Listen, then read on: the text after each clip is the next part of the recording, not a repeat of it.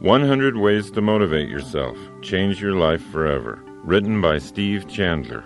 Read by the author. I hope what I'm about to say doesn't offend you, but you have no personality. That each of us has a fixed personality is a complete myth. We make ourselves up as we go along. Charlie Chaplin once entered a Charlie Chaplin look-alike contest in Monte Carlo, and the judges awarded him third place. The choices we make for our thinking either motivate us or they don't. And while clear visualization of a goal is a good first step to success in life, self-motivation demands more. To truly motivate yourself in the life you want to live, action's required. As psychologist and author Dr. Nathaniel Branden has written, a goal without an action plan is a daydream. Self-creation happens once self-motivation is mastered. One flows directly from the other. Motion creates the self. In my experience as a teacher, consultant, and writer, I've accumulated 100 ways of thinking that lead directly to self-motivation. I now present these thoughts to you. Number 1. Create a vision. Arnold Schwarzenegger was not well known in 1976 when he and I had lunch together at the Doubletree Inn in Tucson, Arizona. He was in town publicizing the movie Stay Hungry. It was a box office disappointment that he just made. I was a sports columnist for the Tucson Citizen, and my assignment was to spend a full day one-on-one with Arnold and write a feature story about him. So at one point I casually asked him, "Now that you've retired from bodybuilding, what are you going to do next?" And with a voice as calm as if he were telling me about some mundane travel plans, he said, "I'm going to be the #1 box office star in all of Hollywood." I tried not to show my shock and amusement at his plan. After all, his first attempt at movies didn't promise much, and his Austrian accent, an awkward, monstrous build, really didn't suggest instant acceptance by movie audiences. So I asked him just how he planned to become Hollywood's top star. "It's the same process I used in bodybuilding," he explained. "What you do is create a vision of who you want to be and then live into that picture as if it were already true." Now notice that Arnold said create a vision. He didn't say that you wait until you receive a vision. You create one. In other words, you can make it up. Number 2. Tell a true lie. Recently, my 12-year-old daughter participated in a poetry reading in which all her classmates had to write a so-called lie poem about how great they were. They were supposed to make up untruths about themselves that made them sound unbelievably wonderful. I realized that the children were doing what Arnold did to clarify the picture of his future. By lying to themselves, they were creating a vision of who they wanted to be. So if it's hard for you to imagine the potential in yourself, then you might want to start by beginning to express it as a fantasy, like the children did who wrote the poems. Think up some stories about who you'd like to be. Without a picture of your highest self, you can't live into that self. Number 3. Leave your comfort zone. Our society encourages us to seek comfort, and yet only challenge will test our skills and make us better. Only challenge and the self-motivation to engage the challenge will really transform us. And every challenge we face creates a more skillful self. So it's up to you to constantly look for challenges to motivate yourself. And it's up to you to notice when you're buried alive in a comfort zone. Then break free and fly away. Number 4. Find your key. I used to have the feeling that everyone else in life had been issued an instruction book on how to make life work, and I, for some reason, wasn't there when they passed the books out. Still struggling in my mid-30s with a pessimistic outlook and no sense of purpose, I voiced my frustration once to a friend of mine, Dr. Michael Killebrew. He recommended a book to me. The name of the book was The Master Key to Riches by Napoleon Hill. What the book actually did was a lot more than increase my earning capacity, although by practicing the principles in the book, my earnings did double in less than a year. Hill's advice ultimately sparked a fire in me that changed my entire attitude toward life. Without fully understanding it, I was engaging in the process of completely rebuilding my own thinking. I was, thought by thought, replacing the old cynical and passive orientation to life with a new, optimistic and energetic attitude. So what was this master key to riches? Napoleon Hill tells us in his book, quote, "The great master key to riches is nothing more or less than the self-discipline necessary to help you take full and complete possession of your own mind. Remember, it is profoundly significant that the only thing over which you have complete control is your own mental attitude." Maybe the Hill book won't be your own key, but I promise you that you'll find your own instruction book if you keep looking. You'll find it when you're ready to seek. It's out there, waiting for you. Number 5. Plan your work. Many of us think we're too depressed right now to start on a new course of self-creation, or we're too upset. But Napoleon Hill says that's the perfect time to learn life's most important rule. There is one unbeatable rule for the mastery of sorrows and disappointments, he says, and that's the transmutation of those emotional frustrations through definitely planned work. It's a rule which has no equal.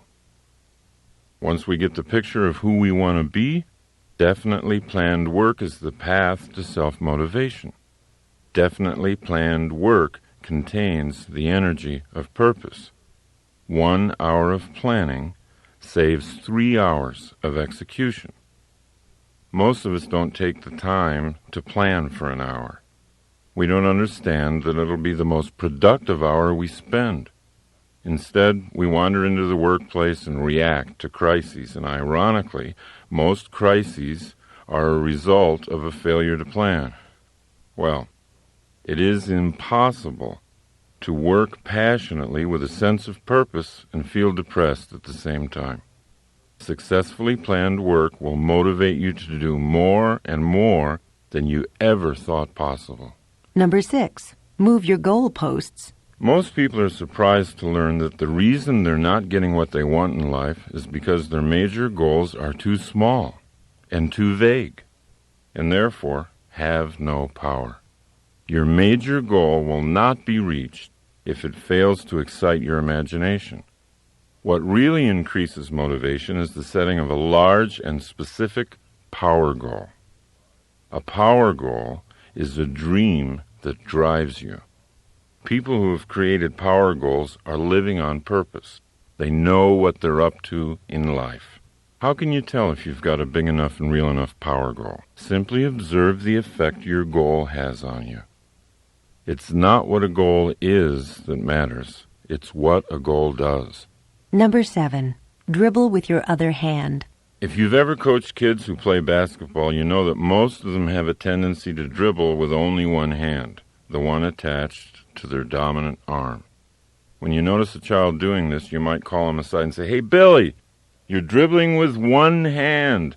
The defender can easily defend you. Your options are cut off. You need to dribble with your other hand, so that can't happen." At which point, Billy says, "I can't."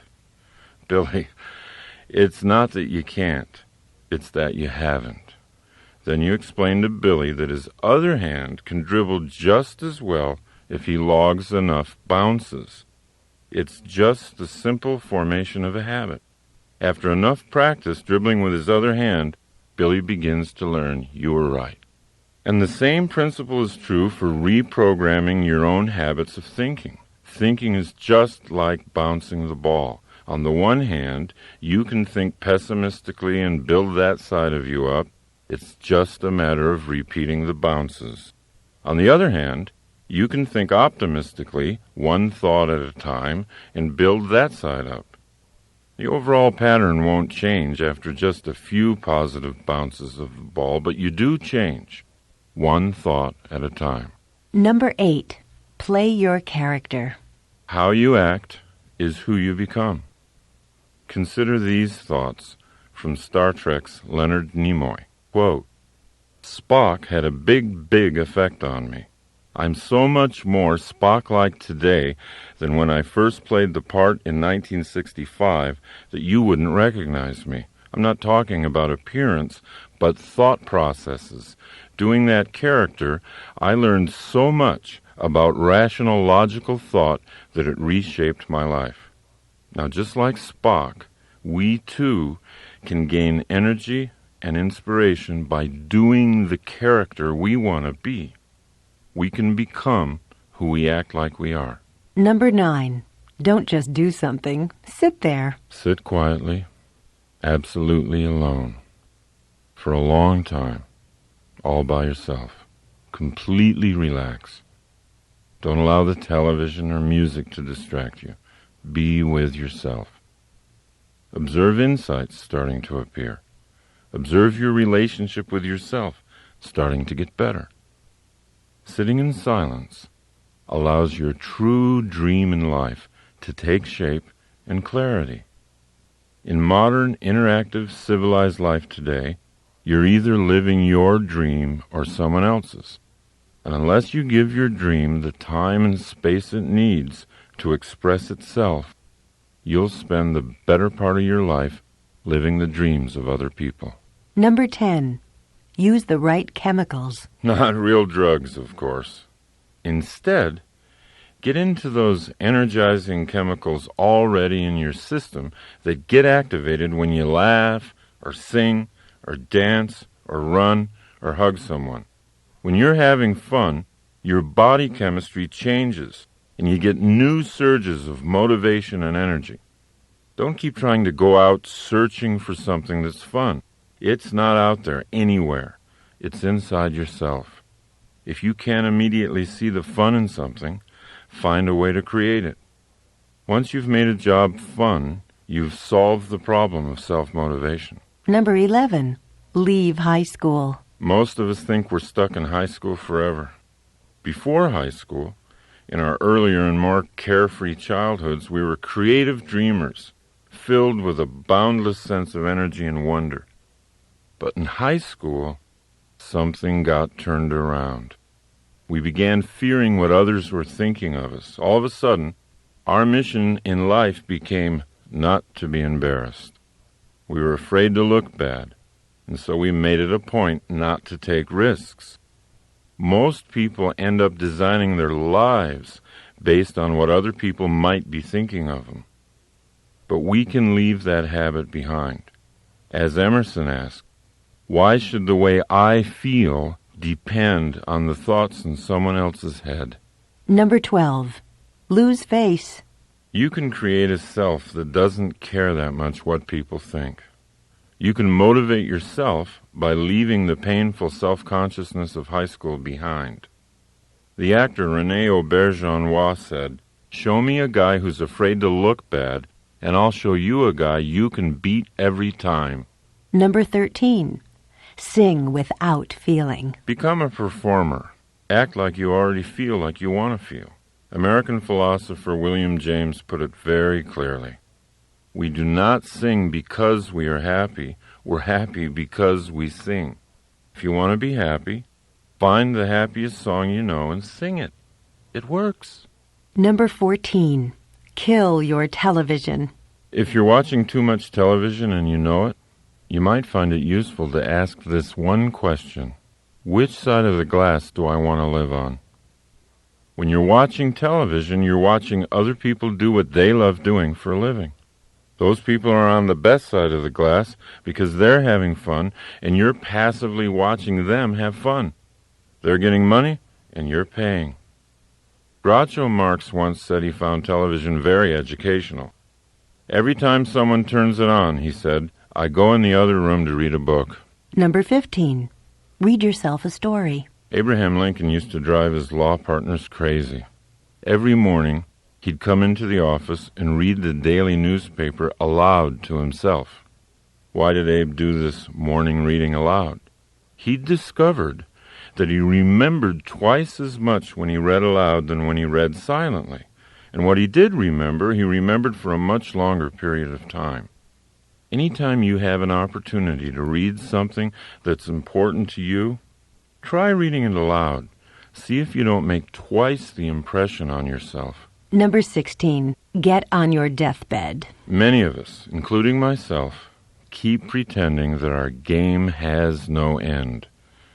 We plan to do great things someday when we feel like it. Confronting our own death doesn't have to wait until we run out of life.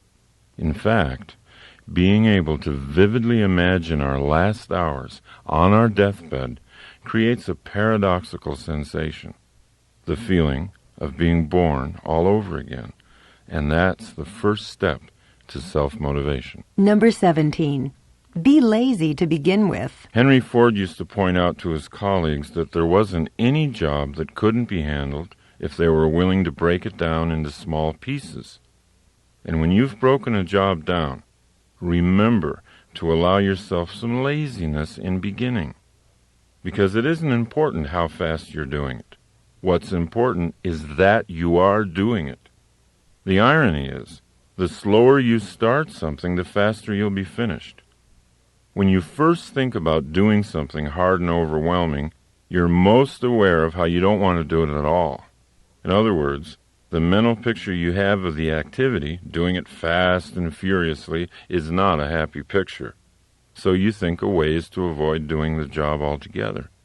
Thinking about starting slowly is easy, and doing it slowly allows you to actually start doing it. Therefore, it gets finished. Number 18. Leave your friends. Politely walk away from so-called friends who don't support your goals. When you're in a conversation with a pessimist, possibilities seem to have a way of disappearing, and a narrow sense of cynicism settles in. President Calvin Coolidge once said, "Cynics do not create."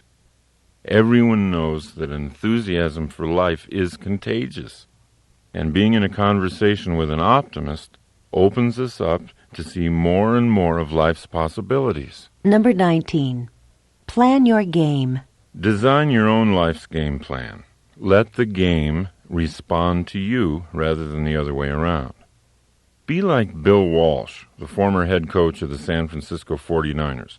Everybody thought he was a kind of eccentric because of how extensively he planned his plays in advance of each game. Most coaches would wait to see how the game unfolded, then respond with plays that seemed appropriate. Not Bill Walsh. Walsh would pace the sidelines with a big sheet of plays that his team was going to run no matter what. He wanted the game to respond to him.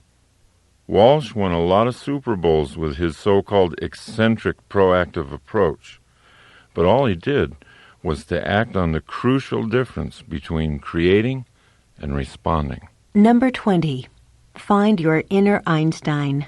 The next time you see a picture of Albert Einstein, realize that that's actually you. Every human has the capacity for genius. To experience Einstein's creative level of thinking, all you have to do is commit to using your imagination. You know, this is sometimes a difficult recommendation for grown-ups to follow. Grown-ups have become accustomed to using their imaginations for only one thing: worrying. Grown-ups visualize worst-case scenarios all day long. All their energy for visualization is channeled into colorful pictures of what could go wrong. Worry is a misuse of the imagination. What people don't comprehend is that the human imagination was designed for better things. People who use their imaginations to create often achieve things that worriers never dream of achieving, even if the worriers have much higher IQs. Dreaming is the design stage of creating the future. Imagine yourself living a motivated life. Number 21. Feel good first. Most people think they'll feel good once they reach some goal. They think happiness is out there somewhere. The problem with putting off feeling good about yourself until you hit a certain goal is that it might never happen. By linking happiness to something you don't have yet, you're denying your power to create it for yourself in the moment. Your happiness is your birthright. It shouldn't depend on your achieving something. Start by claiming it and using it to make your journey fun all the way and not just fun at the end. Number 22. Run toward your fear. The world's best kept secret is that on the other side of your fear, there's something safe and beneficial waiting for you. If you work through even a small fear, you'll increase the confidence you have in your ability to create your life. General George Patton said, "Fear kills more people than death. Death kills us but once, and we usually don't even know it. But fear kills us over and over again, subtly at times and brutally at other times. The rush we get after running through the waterfall of fear is the most energizing feeling in the world. If you're ever in an undermotivated mood, find something you fear and do it, and watch what happens." Number 23. Just the unexpected. Most people don't see themselves as being creative, but we all are. And one of the reasons we don't see ourselves that way is that we normally associate being creative with being original. But creativity has nothing to do with originality, and it has everything to do with simply being unexpected. So if you're willing to accept that you are creative, you can begin to cultivate that side of yourself. You can start coming up with all kinds of unexpected solutions to the challenges that life throws at you. Number 24. Create your relationships. The Italian artist Luciano de Crescenzo said, "We are each of us angels with only one wing, so we can only fly embracing each other." And we can't create our truest selves without creating relationships in the process. Relationships are everywhere. In relationships, most of us think with our emotions, not our minds. But anytime you take a relationship problem up into the mind, you have unlimited opportunities to get creative. Conversely, when you send a relationship problem down the elevator into the heart, the gut, you risk staying stuck in that problem forever. This doesn't mean that you shouldn't feel anything. Feel everything. Notice your feelings, but don't think with your feelings. When there's a relationship problem to be solved, travel up the ladder to the most creative you. You'll soon realize that you create the relationships you have in your life. They don't just happen to you. Number 25. Be where you are. Most of us don't ever focus. We constantly feel a certain amount of psychic chaos because we're always trying to think of too many things at once. Focus on what you want, and it will come into your life. Focus on being a happy and motivated person, and that's who you'll be. Number 26. Act like a hero. We need heroes in our lives. They're not a sign of weakness, they're a source of strength. Bernard Malamud said, "Without heroes, we are all plain people and we don't know how far we can go." Heroes show us what's possible for a human being to accomplish. Therefore, heroes are very useful to anyone interested in self-motivation. You don't have to have just one hero. Choose a number of them. Put their pictures up. Become an expert in their lives. Collect books about them. Let your heroes' lives inspire you. They're only people like we are.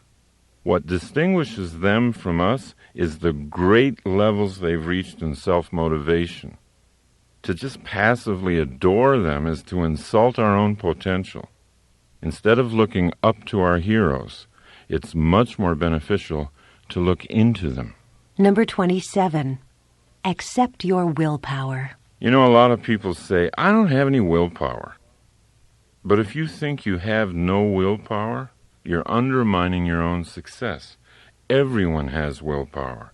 To be listening to this program, you've got to have willpower. The first step in developing your willpower is to accept its existence. The second step is to know that your willpower, like a muscle in your arm, is yours to develop. You're in charge of making it strong or letting it become weak. Willpower is not strengthened by random external circumstances. Willpower is an inside game. Make a promise to yourself to be clear and truthful about your own willpower. It's always there. Number 28. Say no to yourself. A lot of people are afraid of the word discipline. But at the root of the word discipline is the word disciple. When you're self-disciplined, you've simply decided in matters of the will to become your own disciple. Once you make that decision, your life's adventures get more interesting. You start to see yourself as a stronger person. You gain self-respect. Psychologist Abraham Heschel said, "Self-respect is the fruit of discipline. The sense of dignity grows with the ability to say no to oneself." Emerson said that when we say no to a temptation, the power of that temptation passes into our willpower. And William James recommended that we do at least 2 things every day that we don't want to do. By doing this, we stay powerfully aware of our own willpower. Number 29. Make new word connections. If you associate the word willpower with negative things such as harsh self-denial and punishment, you'll weaken your resolve to build it. Now, to increase your resolve, it's really useful to think of new word connections. For example, to weightlifters, failure is success. Unless they lift a weight to a point of failure, their muscles aren't growing. So they've programmed themselves through repetition to use the word failure in a positive sense. Language leads to power. So be conscious of the creative potential of all the language you use, and then guide that language in the direction of more personal power. Number 30. Deprogram yourself. If you're a regular consumer of the major news programs, you belong to a very persuasive and hypnotic cult. You need to be deprogrammed. Start by altering how you listen to the media. Program out all the negative, cynical, and skeptical thoughts that you now allow to flow into your mind unchecked when you hear the news. Once you've gotten good at factoring out the negative aspects of the media today, take it a step further. Make your own news. Be your own breaking story. Don't look to the media to tell you what's happening in your life. Be what's happening. Number 31. Open the present. Practice being awake in the present moment. Make the most of your awareness of this moment. Don't live in the past unless you like guilt. Don't live in the future unless you like fear. Just stay focused on today. Watch what happens to your motivation. Number 32. Serve and grow rich. You can motivate yourself by increasing the flow of money into your life. And most people are embarrassed to even think this way. They don't want to think and grow rich because they think they'll be thought of as greedy. Or maybe they still believe in the thoroughly discredited Marxist economic superstition that to make money, you have to take it away from somebody else. Or else they don't want to come across as being obsessed with money. But you know who's really obsessed with money? People who think they don't have enough. They obsess about money all day long. It's in their family discussions. It's in their minds at night. It becomes a destructive part of their relationships during the day. George Bernard Shaw said, "Our first duty in life is not to be poor. The road to not being poor always travels through your professional relationships. The more you serve those relationships, the more productive you'll become, and the more money you'll make. Allow yourself to link financial well-being with an increased capacity for compassion for others. If I'm living in poverty, how much love and attention can I give my children or to my fellow humans? How much help can I be to others if I'm always worried about being in debt?" Number 33. Imitate Columbo. In your professional life, whatever it is, always be curious. When you meet with someone, think of yourself as a bumbling but friendly private detective like Columbo was. Ask questions. By asking questions in your relationships, you're already creating the relationship, and you're already self-motivated. You don't have to wait for the other person to make it happen. Number 34. Give away some power. Motivate yourself by giving someone else the ideas necessary for self-motivation. You can have any experience you want in life simply by giving that experience away to someone else. John Lennon called it instant karma. If you want to be motivated, shift your inspiration to someone else. Point out their strengths. Offer encouragement and support. Watch what it does for you. Number 35. Talk to yourself. We've always been a little nervous culturally about talking to ourselves. We associate it with insanity.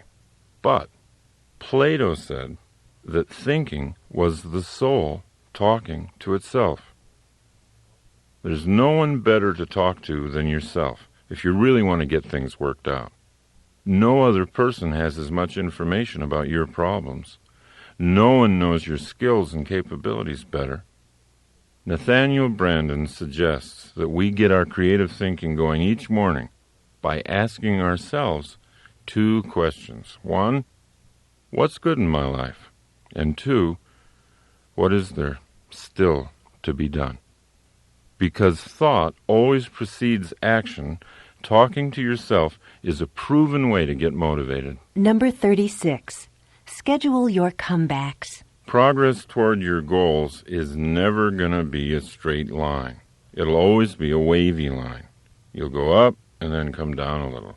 2 steps forward and 1 step back. Now, most people get discouraged when they slide a step back after the 2 steps forward. They think they're failing. They think they've lost it. But they really haven't. They're simply in step with the natural rhythm of progress. Now, once you understand this rhythm, you can look ahead on your calendar and block out time to refresh, renew, recover. Schedule your comeback while you're on top. Build in big periods of time to get away, even to get away from what you love, because coming back is going to be that much more exciting when you've been renewed. Number 37. Live your true life. The psychologist David Viscott wrote, "When you say you fear death, you're really saying that you fear you've not lived your true life. This fear cloaks the world in silent suffering. How do you know what your true life is? How do you know how to live it? First, find out what makes you happy, and then start doing that. Now, if writing makes you happy and you're not writing for a living, you might want to start up a company newsletter. When I first realized that speaking and teaching made me happy, I started a free weekly workshop. I didn't just wait until something was offered to me. There's no goal better than this one, to know, as you lie in your deathbed, that you lived your true life. You did what it was that made you happy." Number 38. Get up on the right side of the bed. Since I was a child, I've always been intrigued with the idea that you could have a great day just by getting up on the right side of the bed. Today, my fascination is not so much with the right side of the bed as it is with the right side of the head, or, to be more precise, the right side of the brain. In the 1930s, brain surgeons discovered the different functions of the 2 halves of the brain while working on epileptics. In 1950, Roger W. Sperry made the greatest breakthroughs in discovering that dreams and energy and creative insight come from the right side of the brain, and linear, logical, short-term, and short-sighted thinking came from the left side of the brain. The best explanation for how whole brain thinking surpasses left brain thinking or right brain thinking is in a book written by British philosopher Colin Wilson called Frankenstein's Castle. Wilson reveals that we have more control over drawing vital energy and creative ideas from the right brain than we ever realized. And what stimulates the right brain the most is a high sense of purpose. If you had to carry a heavy sack of sand across town, your left brain might get upset and tell you, well, you're doing something boring and tedious. However, let's say your child were injured. Let's say your little girl were injured badly, and she weighed the same as the huge bag of sand. You'd carry her the same distance to a hospital with a surprising surge of vital energy. That energy would be sent from the right brain. And that's what purpose does to the brain. Self-motivation increases when the left brain gets good at telling the right brain what to do. Number 39. Use your magic machine. Most people wait for an external crisis. A threatened bankruptcy or an attack on the street or the burning down of their home or an unwanted divorce to finally kick in their whole brain thinking. But that leads to a life of reaction rather than creation. The 3 best ways to activate whole brain thinking are through goal setting, joyful work, and revitalizing play. So rather than wait for some external crisis to appear, you can create an internal challenge of your own. Goals and games. Goals and games motivate you more than anything else in the world. Number 40. Get your stars out. Terry Hill, the New York writer, has been a friend of mine since the 6th grade. He gives lectures and seminars on creativity. His advice to his audiences on the subject of creativity is from J.D. Salinger, and that is, make sure you get your stars out. And this is another way of saying, let the universe that is in you shine freely. Don't try too hard to force things. Just get your stars out and let them shine. Number 41. Be a finisher. Do you want to know where fatigue really comes from? It doesn't come from working too hard. All the research shows that fatigue comes from not finishing your work. William James once wrote, "Nothing is so fatiguing as the hanging on of an uncompleted task." I was giving a self-motivation seminar recently. During one of the breaks, a man came up to me and he said, "Hey, you know what? My problem is I never seem to finish anything. I'm always off onto something before anything's completed." He then asked whether I could give him some affirmations that might alter this. So I said, "Do you think affirmations are what you need? I mean, if you had to learn to use a computer, could you do it by sitting on your couch and repeating the affirmation, 'I know how to use a computer. I'm great at using computers. I'm a wizard on a computer'?" He admitted that affirmations would probably have no effect on his ability to use a computer. So the best way to change your belief system is to change the truth about you, I told him. To believe that you're a good finisher, you've got to build a personal record of finishing tasks. He followed my suggestions, and he followed them with great enthusiasm. He bought a notebook, and at the top of the first page he wrote, "Things I've finished." Each day he made a point of setting small tasks and finishing them. Whereas in the past he was inclined to start sweeping his front walk and leave it unfinished when the phone rang, now he'd let the phone ring so he could finish the job and record it in his notebook. The more things he wrote down, the more confident he became that he really was becoming a finisher. Consider how much more permanent his belief change was than if he tried to do it with affirmations. He could have whispered to himself all night long, "I am a great finisher." But his right brain would have known better. We motivate ourselves by finishing things. Number 42. Invent games. So whatever it is that you have to do, whether it's a major project at work, a huge cleaning job at home, turning it into a game will always bring you higher levels of energy and motivation. Number 43. Interact. There's a huge difference between active relaxation and passive relaxation. Active relaxation refreshes and restores the mind. It keeps it flexible and toned for thinking. Great thinkers have known this secret for a long time. Winston Churchill, for example, used to paint to relax. Albert Einstein played the violin. They could relax one part of the brain while stimulating another. When they returned to workaday pursuits, they were fresher and sharper than ever.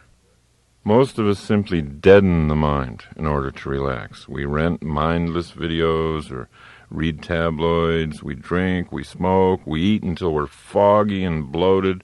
The problem with this form of relaxation is that it dulls our creativity and it makes it hard to come back into consciousness. But when we find ways to link thinking to recreation, our lives get richer. We become players in the game of life and not just spectators. Number 44. Live a whole life today. John Wooden was the most successful college basketball coach of all time. His UCLA teams won 10 national championships in 12 years. Wooden created a major portion of his coaching and living philosophy from one thought, a single sentence passed on to him by his father when Wooden was a little boy. That thought? Make each day your masterpiece. While other coaches would try to gear their players to some kind of important game in the future, Wooden always focused on today. His practice sessions at UCLA were every bit as important as any championship game. In his philosophy, there was no reason not to make today the proudest day of your life. Today is a microcosm of your entire life. It's your whole life in miniature. You've got eternity in the palm of your hand. Life is now. Life is not later on. And the more we hypnotize ourselves into thinking we have all the time in the world to do what we want to do, the more we sleepwalk and the more we miss life. Number 45. Welcome your problems. Every solution has a problem. You can't have one without the other. So why do we say that we hate problems? Why do we claim to want a hassle-free existence? Deep down, where our wisdom lives, we know that problems are not to be feared. Problems are simply tough games for the athletes of the mind, and true athletes always want to get a game going. If you learn to love the opportunities your problems present, then your motivational energy will always rise. Every solution has a problem. Number 46. Drive a library. One of the greatest opportunities for motivating yourself today lies in the way you use your drive time. With the huge variety of audio tapes now available, you can use your time on the road to educate and motivate yourself at the same time. Maybe that's where you're listening to this tape right now. If we leave what we think about to chance or to an R-rated rock disc jockey, then we lose a large measure of control over our own minds. Audio cassette learning is one of the surest ways to reprogram your subconscious mind. It's one of the best ways to design an action-oriented belief system, the kind you need to inspire ongoing self-motivation. Number 47. Rewind your thoughts. Perhaps you've noted some idea in this program or some recent book you've read that you want to hold on to. Even a single phrase, if you place it prominently in your home or in your office, can have a huge impact on your life. So write things down. Put things up. Write down what motivates you and put it up where you can see it. Number 48. Make yourself up. One of the ways to get started creating goals and action plans is just make them up like you did as a kid. Think of creating in simpler terms than that. Think of it as something that all humans do very easily. The French physician Émile Coué said, "Always think of what you have to do as easy, and it will be." Number 49. Get small. Most people participating in the free enterprise system have become thoroughly convinced of the power of setting large and specific long-range goals for themselves. Career goals, yearly goals, and monthly performance goals are always on the mind of a person with ambition. But many people overlook altogether the power of small goals. Goals set during the day that give energy to the day and a sense of achieving a lot of small wins along the way. By increasing your conscious use of small objectives, you'll see the larger objectives coming into reality much faster than you thought they would. Number 50. Get out of the box. All of us tend to look at our challenges from inside a box. We take what we've done in the past and put it in front of our eyes and then try to envision what we call the future. But you see, that restricts our future. With that kind of restricted view, the best the future could possibly be is a new and better past. Great motivational energy occurs when we get out of that box and realize that the possibilities for creative ideas are infinite. To create the best possible future for yourself, don't try to look at it through a box containing your own past. Create the future from nothing.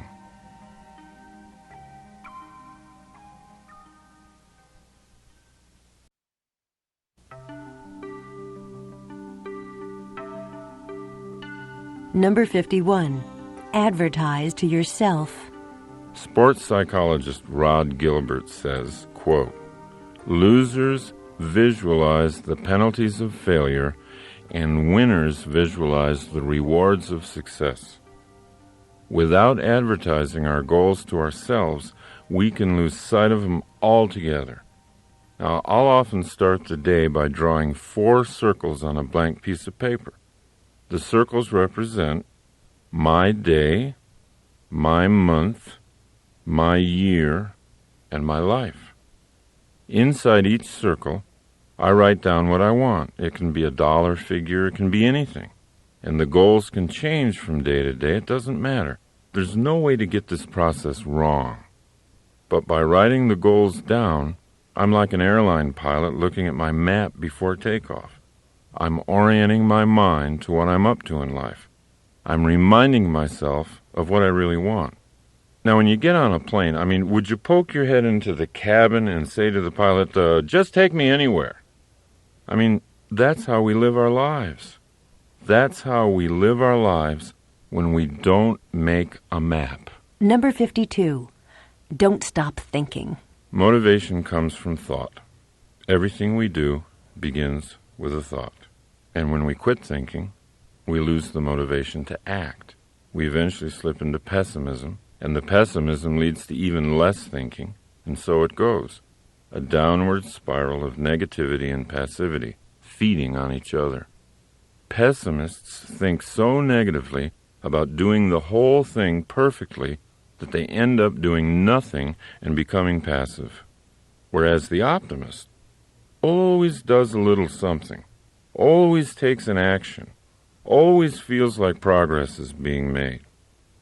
Pessimists continually use their imaginations to visualize worst-case scenarios, and then concluding that those scenarios are so hopeless that there's no cause for action. Therefore, pessimism always leads to passivity. Optimists agree with Colin Wilson's point of view. He said, imagination should be used not to escape from reality, but to create it. Begin the habit in yourself of saying no to negativity. When negative thoughts start their argument in your mind, which they always do, even for optimists, don't stop thinking. Real creative thinking is going to lead to optimism, and optimism is always self-motivating. Number 53. Debate your dark side. Negative thinking is something we all do. The difference between the person who's primarily optimistic and the person who's primarily pessimistic is that the optimist learns to become a good debater.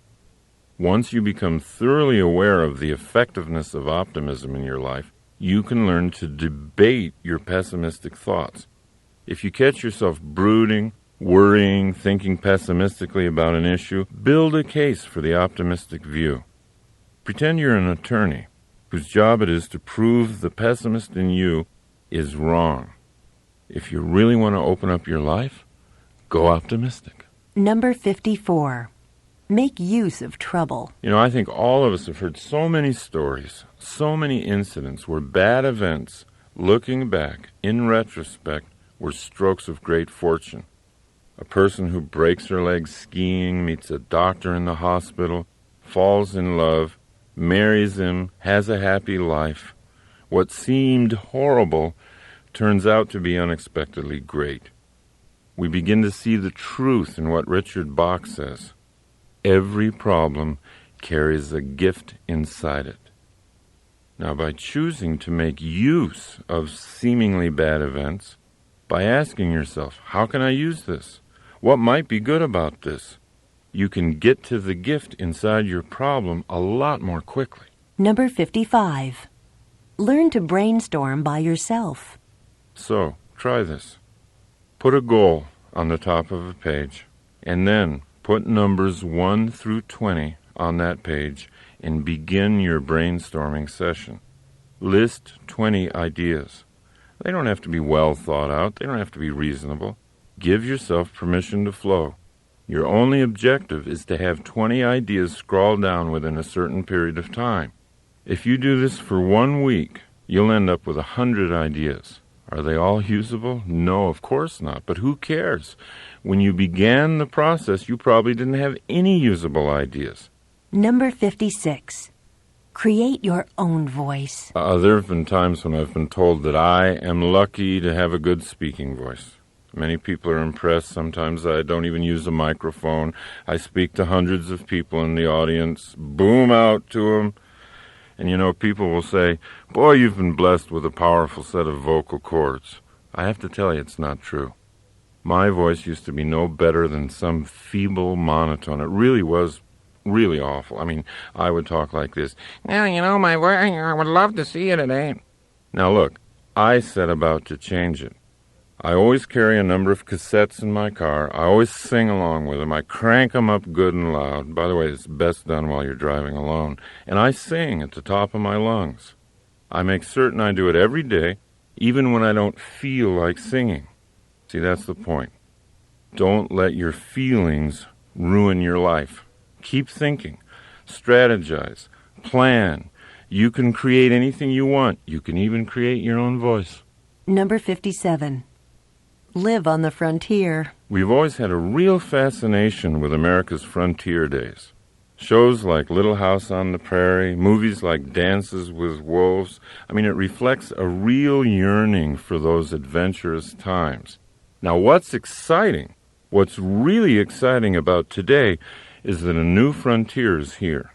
The technological explosion, our entry into the information age, have created a situation in which employers are no longer interested in our job histories. At least it's not as much as they used to be. What are they interested in? Right now, our current capabilities. For example, let's say my company's trying to enter the Chinese market to sell its software, and you, at age 70, can speak fluent Chinese, know all about software, and have energy and zest for success. How can I afford not to hire you? Times have changed. This is the new frontier. It's all about what you can do, not about what you've done. Number 58. Replace your habits. Self-motivation is much more difficult to achieve when we're held back mentally by certain bad habits. But here's the catch. Bad habits can't be gotten rid of because they exist for good reasons. They're there to do something for us, even if that something ends up being self-destructive. You see, down deep, even a bad habit is trying to make us operate better. That's why bad habits have to be transformed and built upon. They can't be killed. They can't be eliminated. We have to go to the beneficial impulse that drives the habit and then build on that to make the habit grow from something bad into something good. What we then achieve is habit replacement. Now, where bad habits are concerned, replacement is the only thing that works. I've known people who quit smoking without even intending to. Maybe they took up running, some form of aerobic exercise. And soon, the breathing and relaxation they were getting from the exercise made smoking feel so bad to their bodies they quit. They quit smoking because they'd introduced a replacement. Subconsciously, you don't even think your habit is bad because it's fulfilling a perceived need. So the way to strengthen yourself is to identify the need and build on it. Honor the need by replacing the current habit with one that's healthier and more effective for you. Number 59. Paint your day. Self-motivation is much more difficult to achieve when we're held back mentally by certain bad habits. When you wake up, try picturing your day as a blank artist's canvas. Ask yourself, who's the artist today? Me or blind circumstance? If you choose to be the artist, how do you want to paint your day? Number 60. Swim laps underwater. When Bobby Fischer prepared for his World Championship chess match with Boris Spassky, he prepared by swimming laps underwater every day. He knew that as the chess matches wore on into the late hours, the player with the most oxygen going to his brain would have the mental advantage. So he built his brain by building his lungs. Sometimes all you need is the air that you breathe just to motivate yourself. Going for a run or a walk or simply deep breathing gives the brain the fuel it feeds on, and motivation comes easy. Number 61. Get some coaching. After a disappointing round on the golf course, Jack Nicklaus would often take a golf lesson. When I first heard about this, I said to myself, who could give Jack Nicklaus a lesson in golf? But that was before I ever really understood the value of coaching. And then a young business consultant named Steve Hardison taught me something. Nicklaus takes a lesson, not because his coach is a better player, but because his coach can stand back from Nicklaus and see his moves objectively. So, if coaching is appropriate for your golf or tennis game, it could also be appropriate for the game of life. Ask someone you admire to be honest with you and coach you for a while. Let them tell you what they see. It's a courageous thing to do, and it'll always lead to growth. Number 62. Leave home. Once when Steve Hardison and I were discussing a few of my old habits that were holding me back from realizing my business goals, I finally said to him, but why? Why do I do those things? I mean, if I know they hold me back, why do I continue to do them? And he said, you do them because they feel like home. When you do those things, you do them because that's what you're comfortable doing. And so you make yourself right at home doing them. As they say, there's no place like home. Home can be an ugly place if it's not kept up and consciously made beautiful. Home can be a dark, damp prison, smelling of bad habits and laziness. But we think we're safe there. However, when we inspect the worn-out house more closely, we can see that the safety we think we're experiencing is pure self-limitation. Now, you might want to identify the habits that keep you trapped. Identify what you've decided is your final personality, for example. Understand that it might be a hasty construction built only to keep you safe from risk and growth. See, once you've done that, you can leave. You can leave home. You can get the blueprints out, and you can create a home you really want. Number 63. Perform rituals. As you listen to these various ways to motivate yourself, you might have noticed that action is often the key. Doing something is what leads to doing something. It's the law of the universe. An object in motion stays in motion. My own ritual for jump-starting the brain is walking. Many times in my life I've had a problem that seemed so overwhelming. It seemed too overwhelming to even do anything about. But my ritual is to take the problem out for a long, long walk. Time and time again, during the course of the walks, something comes out of nowhere. Some idea for an action that would solve the problem. So try making up a ritual for yourself, anything that will act as a self-starter. Rituals will have you in action before you feel like getting into action. Rituals always override your built-in laziness. They always get you motivated in a predictable, controllable way. Number 64. Start your life over. If you catch yourself thinking that you're too old to do something you want to do, please recognize that you're now listening to the pessimistic voice inside of you. It's the voice of a liar. Talk back. Remind the voice of all the people in life who've started their lives over again at any age they wanted to. John Houseman, the Emmy Award-winning actor in The Paper Chase, he started acting professionally when he was 73 years old. Don't listen to the voice inside. You can start your life over right now. Number 65. Keep all your promises. One way I used to motivate myself was to make some unreasonable promise. To go to someone I cared about, either personally or professionally, and promise something really big. Something that'll take all the effort and creativity I had to make it happen. But, there were times when those huge promises I made weren't kept, and I realized over the years it's not really an intelligent way to self-motivate. Today I'll make commitments to other people, but they're commitments that I know I can keep. But to motivate myself, I've replaced promising others with setting goals inside myself. The power of goals is that they can be outrageous, they can be huge, and they can free up really wild possibility thinking. Without setting large goals internally, what I tend to do is just live a life of things that I think I have to do. Number 66. Give some luck away. Basketball coach John Wooden used to say, "You cannot live a perfect day without doing something for someone who will never be able to repay you." I agree with that. And there's a way to make sure you can't be repaid. That's doing something for someone who won't even know who did it. Now this gets into a theory I've had all my life, and that is you can create luck. You can create luck in your life by giving it away. See if you can't begin creating your own luck. Number 67. Draw your universe. If you use my 4-minute 4-circle goal-setting system that I talked about earlier, you can create your own goal-directed universe. Try this.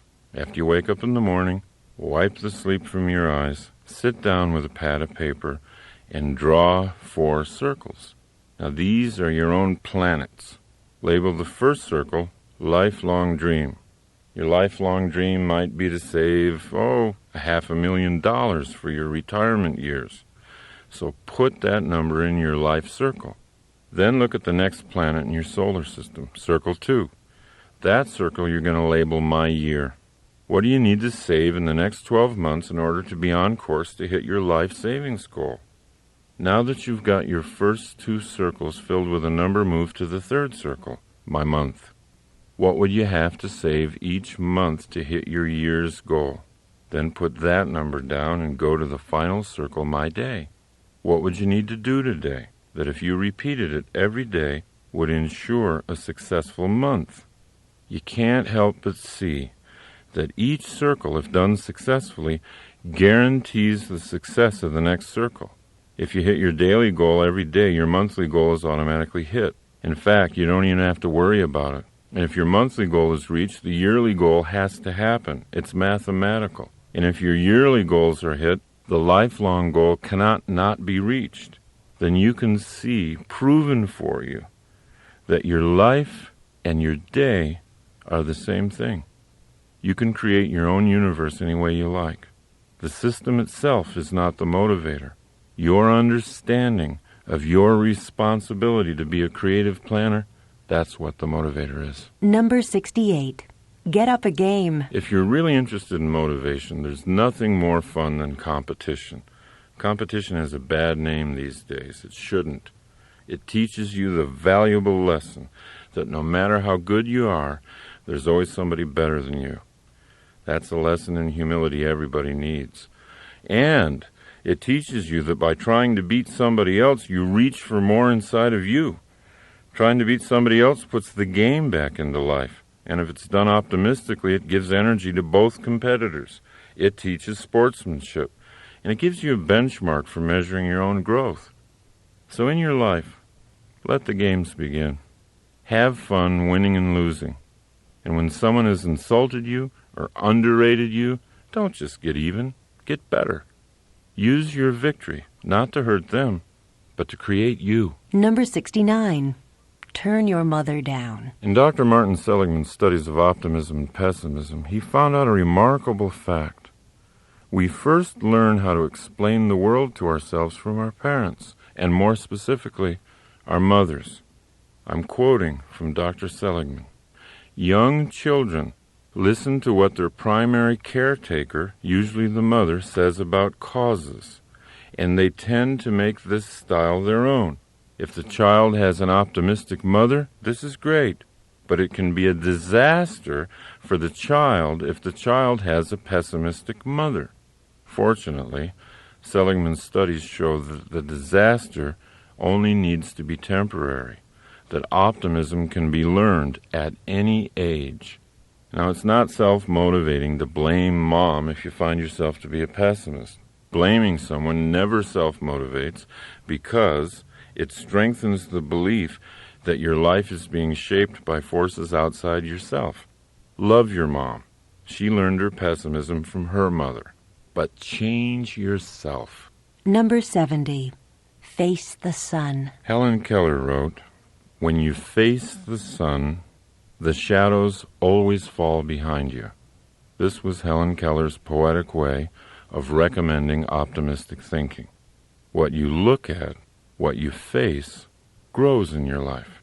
What you ignore falls behind you.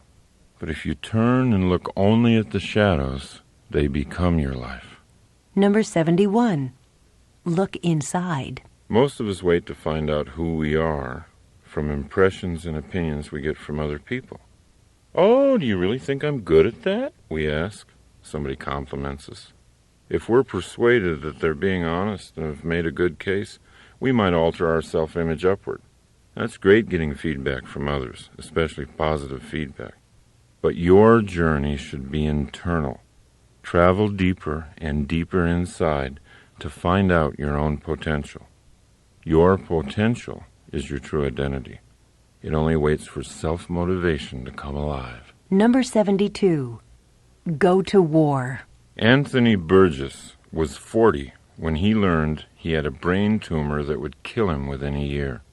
He was completely broke, and he didn't have anything to leave behind for his wife Lynn, who was soon to be a widow. Burgess had never been a professional novelist in the past, but he always knew it was inside him to be a writer.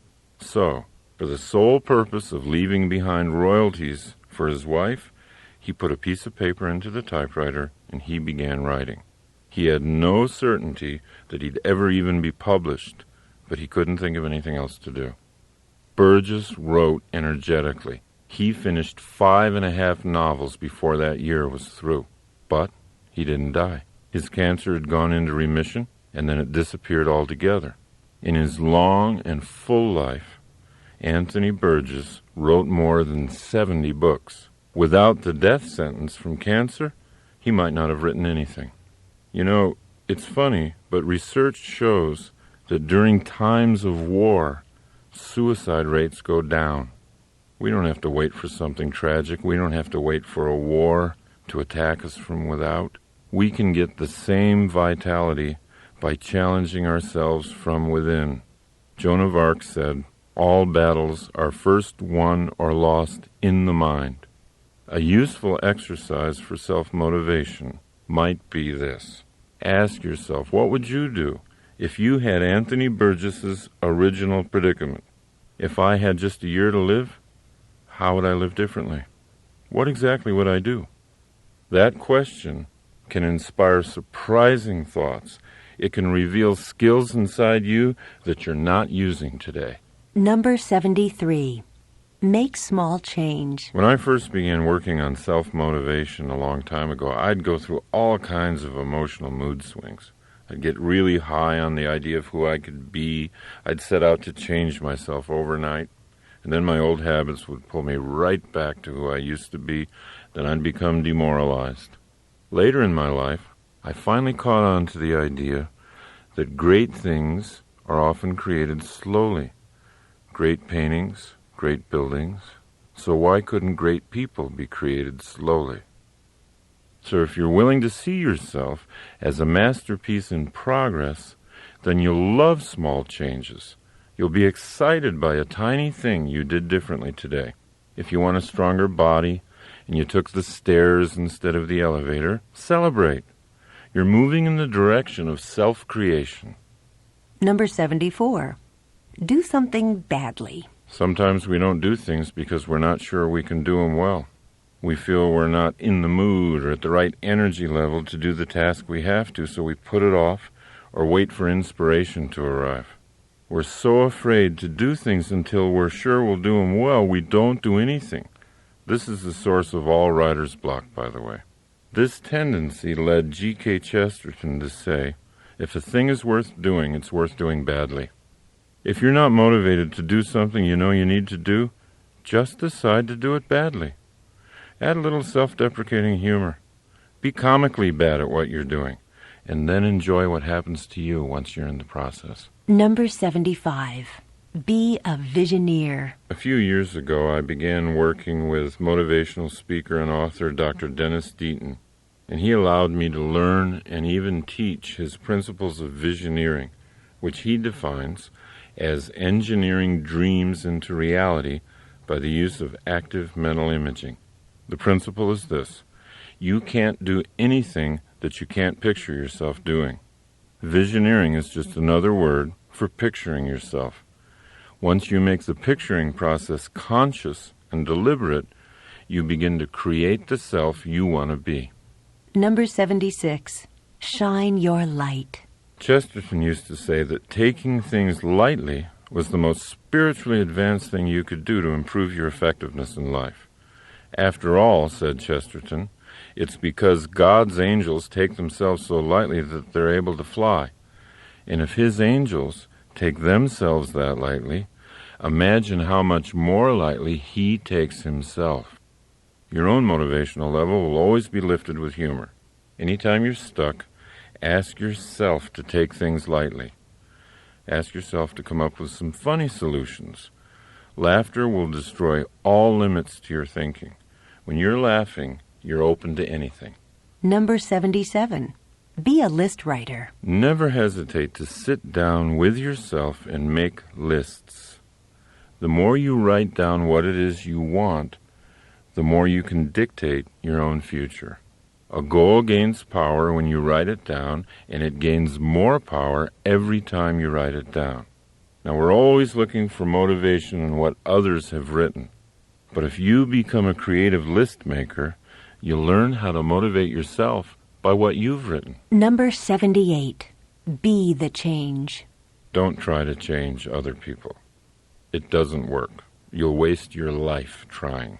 We talk to our children for hours about how we think they should change. But children don't learn from what we say. They learn from what we do.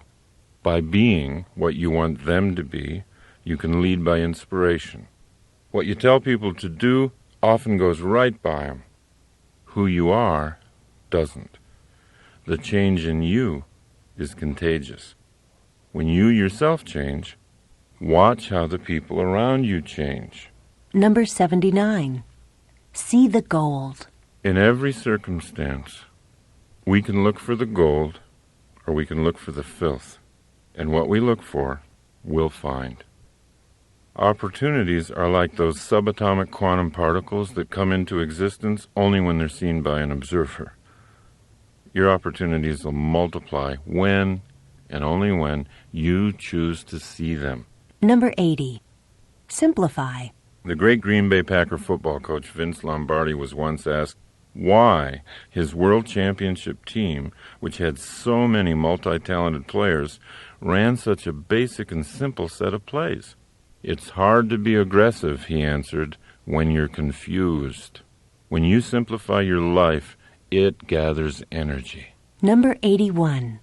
Pin life down. Recently, I was working with car dealer Henry Brown of Brown & Brown Nissan, which is a nationally celebrated Nissan dealership.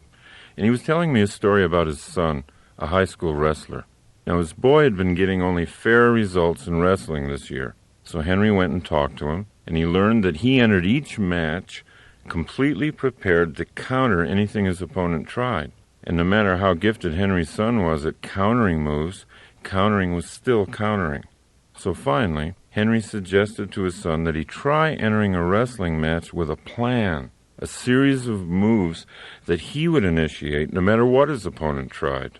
And the boy agreed, and the results were remarkable. He began winning match after match, pinning opponent after opponent. The young wrestler's goal had always been to win. He didn't have a problem setting big goals. But as Nathaniel Brandon says, a goal without an action plan is a daydream. Before any adventure, take time to plan. Let life respond to you. If you're making all the first moves, you'll be surprised at how often you can pin life down. Number 82. Strengthen your purpose. Energy comes from purpose. If the left side of the brain tells the right side that there's a sufficient crisis, the right side sends energy, and sometimes superhuman energy. And that's why there's such a difference between people who set and achieve goals all day and people who just do whatever comes up, whatever they feel like doing. To the first person, there's always added purpose. To the other, there is boredom and confusion, the two greatest robbers of energy. Because we are totally responsible for our own sense of purpose, that also means that we're totally responsible for the energy in our lives. Number 83. Go on a news fast. I first heard the phrase news fast from Dr. Andrew Weil. Now, he actually tells his patients to stop watching the news for a few weeks, and he gets great results. They sleep better, their whole systems are better. Now, my own recommendation for a news fast has to do with self-motivation. If you go for periods of time without listening to or reading the news, you'll notice an upswing in your optimism about life. You'll really feel a lift in energy. Your mind is yours to fill with whatever you want. The more you accept the responsibility of filling it, the easier it'll be to build an optimistic and effective mindset. Number 84. Choose an action. When you find yourself worrying about something, always ask yourself an action question. What can I do about this right now? And then do something. Any small thing. Anything that worries you should be acted on, not just thought about. Even small actions start to chase away your fears and put you back in control of creating what you want. Number 85. Be a thinker. I was doing some seminars for a large office company in Las Vegas, and the president told me something that was really interesting. He said he had basically two kinds of people working for him, the whiners and the thinkers. The whiners were often very smart, dedicated employees who worked long hours, but when they came into the president's office, it was always to complain. And here's what he said. They're great at finding fault with other managers and telling me what's wrong with our systems, but they're a drain on me because they're so negative I end up trying to make them feel better, and after that I'm depressed. Now the thinkers, on the other hand, had a different way of coming into the office with problems. Here's what he said about them. The thinkers come to me with ideas. They see the same problems that the whiners see, but they've already thought about possible solutions. When you're committed to self-motivation, you'll follow into the realm of the thinker, naturally. You'll be more valuable to your organization and to yourself. Number 86. Choose enjoyment. There's a huge difference between pleasure and enjoyment. And when we're absolutely clear about the difference, we can grow much faster toward who we want to be. What we do for pleasure, for example, routine sex, eating, drinking, all kinds of short-term stuff, that's different than what we do for enjoyment. Enjoyment always involves the use of a skill, and it always involves facing a challenge. Things like sailing, gardening, golfing, any kind of activity like that involving skills meeting a challenge result in enjoyment.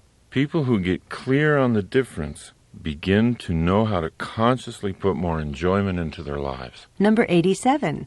Read mystery novels. The person with the highest IQ ever measured, Marilyn Vos Savant, recommends mystery novels as brain builders. Here's what she says. Not only is this exercise fun, but it's good for you. I'm not talking about violent thrillers or police procedural novels, but instead, I'm directing you to those elegant, clue-filled, intelligent mysteries solved by drawing conclusions, not guns." Unquote. Marilyn Vos Savant believes strongly that the brain can be built as surely and as quickly as the muscles of the body. So the next time you feel like curling up with a good mystery, don't feel guilty. You might be doing the most productive thing you've done all day. Number 88. Express your thoughts. Go ahead and feel your feelings. But when it's time to talk, be thoughtful and express your thoughts. Number 89. Use your weaknesses. Make a list of your strengths and your weaknesses on separate pieces of paper. Place the list of strengths somewhere where you'll see it again, because just looking at it will always pick you up. Now, look at your list of so-called weaknesses and study them for a while. Stay with it until you feel no shame or guilt about them. Allow them to become interesting characteristics instead of anything negative. Ask yourself how each characteristic could be useful to you. When Arnold Schwarzenegger became a professional actor, he had a weakness: his thick Austrian accent. It wasn't long, however, before Arnold incorporated his accent into the charm of his action hero persona on the screen, and a former weakness became a strength. His accent became an identifying part of his characters, and people everywhere were imitating it. Now, there isn't anything on your weakness list that can't be a strength for you if you think about it long enough. Number 90. Try becoming your problem. Whatever type of problem you're facing, the most self-motivational exercise I know of is to immediately say to yourself, "I'm the problem." Because once you see yourself as the problem, you can see yourself as the solution. By seeing ourselves as victims of our problems, we lose the power to solve them. To activate the power inside ourselves, we need to take only 2 essential steps. 1, own the problem, and 2, create the solution. Number 91. Inflate your goal. There is another self-motivator that must be used as an intellectual tool only. Take a certain goal of yours and double it, or triple it, or multiply it by 10, and then ask yourself, quite seriously, what would you have to do to achieve that new goal? Now, I've often used this method for self-motivation with myself. If I have a goal of signing, say, 2 seminar contracts in the next 3 weeks, I'll often get out a pad of paper and ask, how would I get 10 contracts signed in 3 weeks? It always puts me at a different level of thinking. And because I'm solving the problem of 10, I always get at least 2. Remember, it's just a self-contained game, not a promise to anybody else. But it is a game that's fun to play. Why? Because it works. Number 92. Come to your own rescue. There are 2 ideas that are contained in the work of psychotherapists Nathaniel and Devers Brandon that have helped me incredibly. Here's the first one. You can't leave a place you've never been. And here's the other one.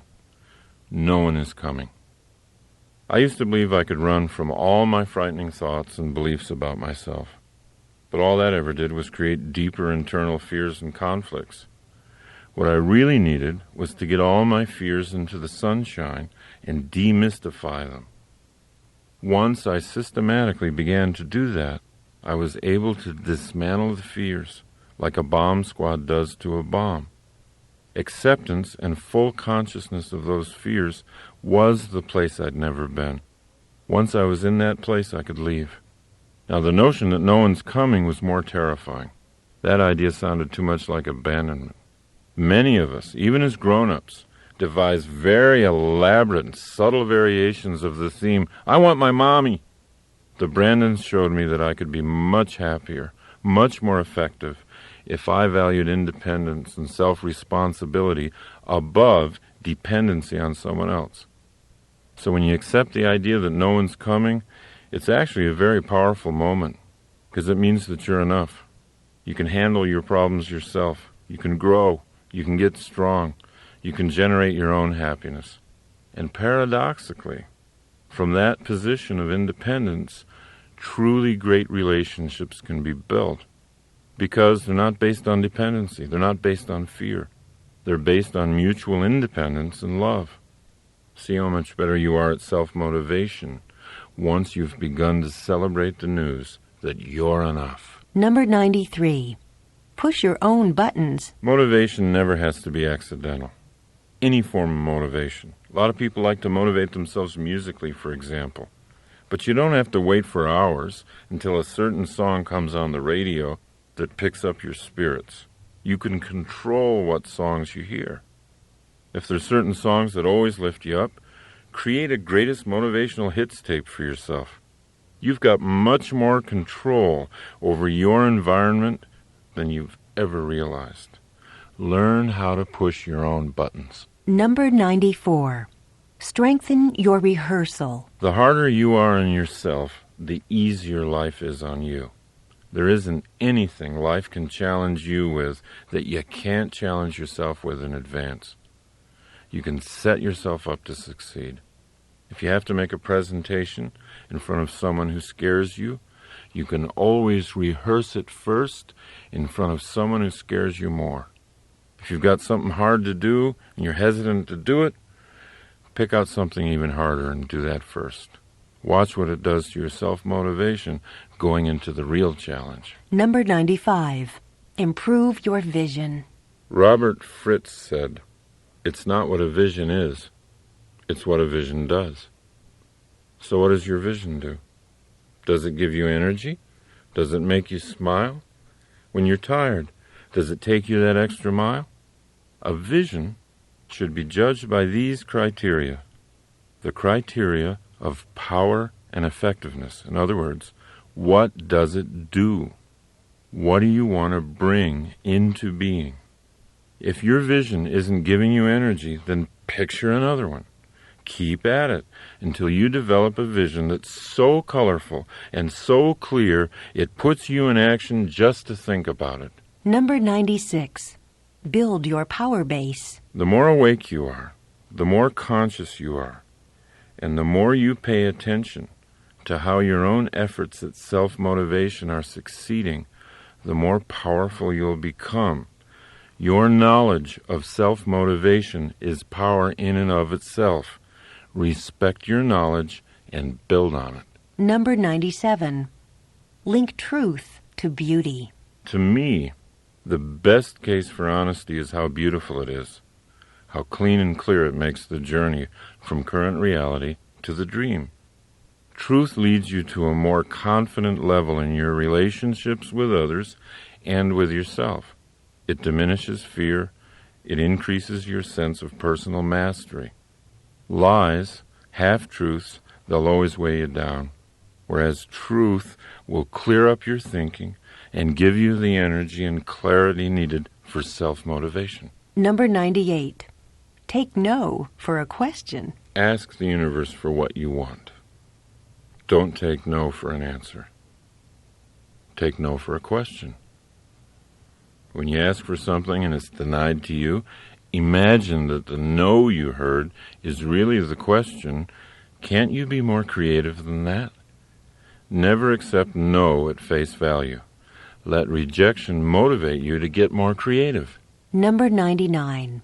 Walk with love and death. Whenever I need to get through something, face something, or create a courageous kind of action plan, I always take long walks. When I walk long and far enough, a solution always appears. I eventually get oriented to the most creative course of action. Andrew Weil, in his book Spontaneous Healing, says, when you walk, the movement of your limbs is cross-patterned. The right leg and left arm move forward at the same time, then the left leg and right arm.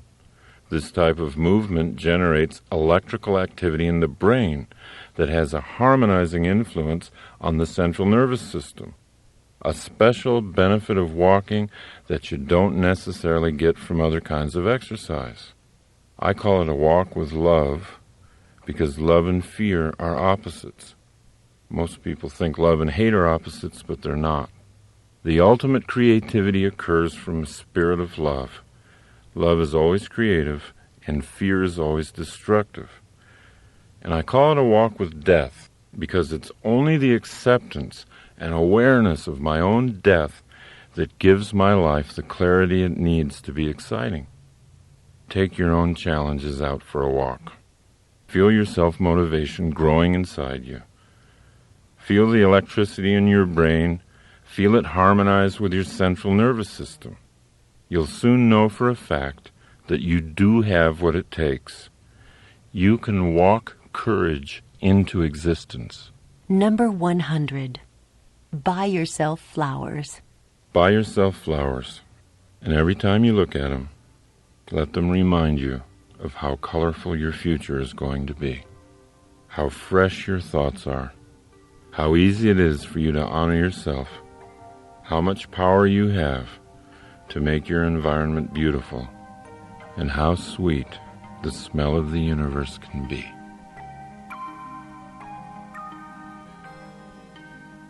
This has been a Highbridge audio presentation.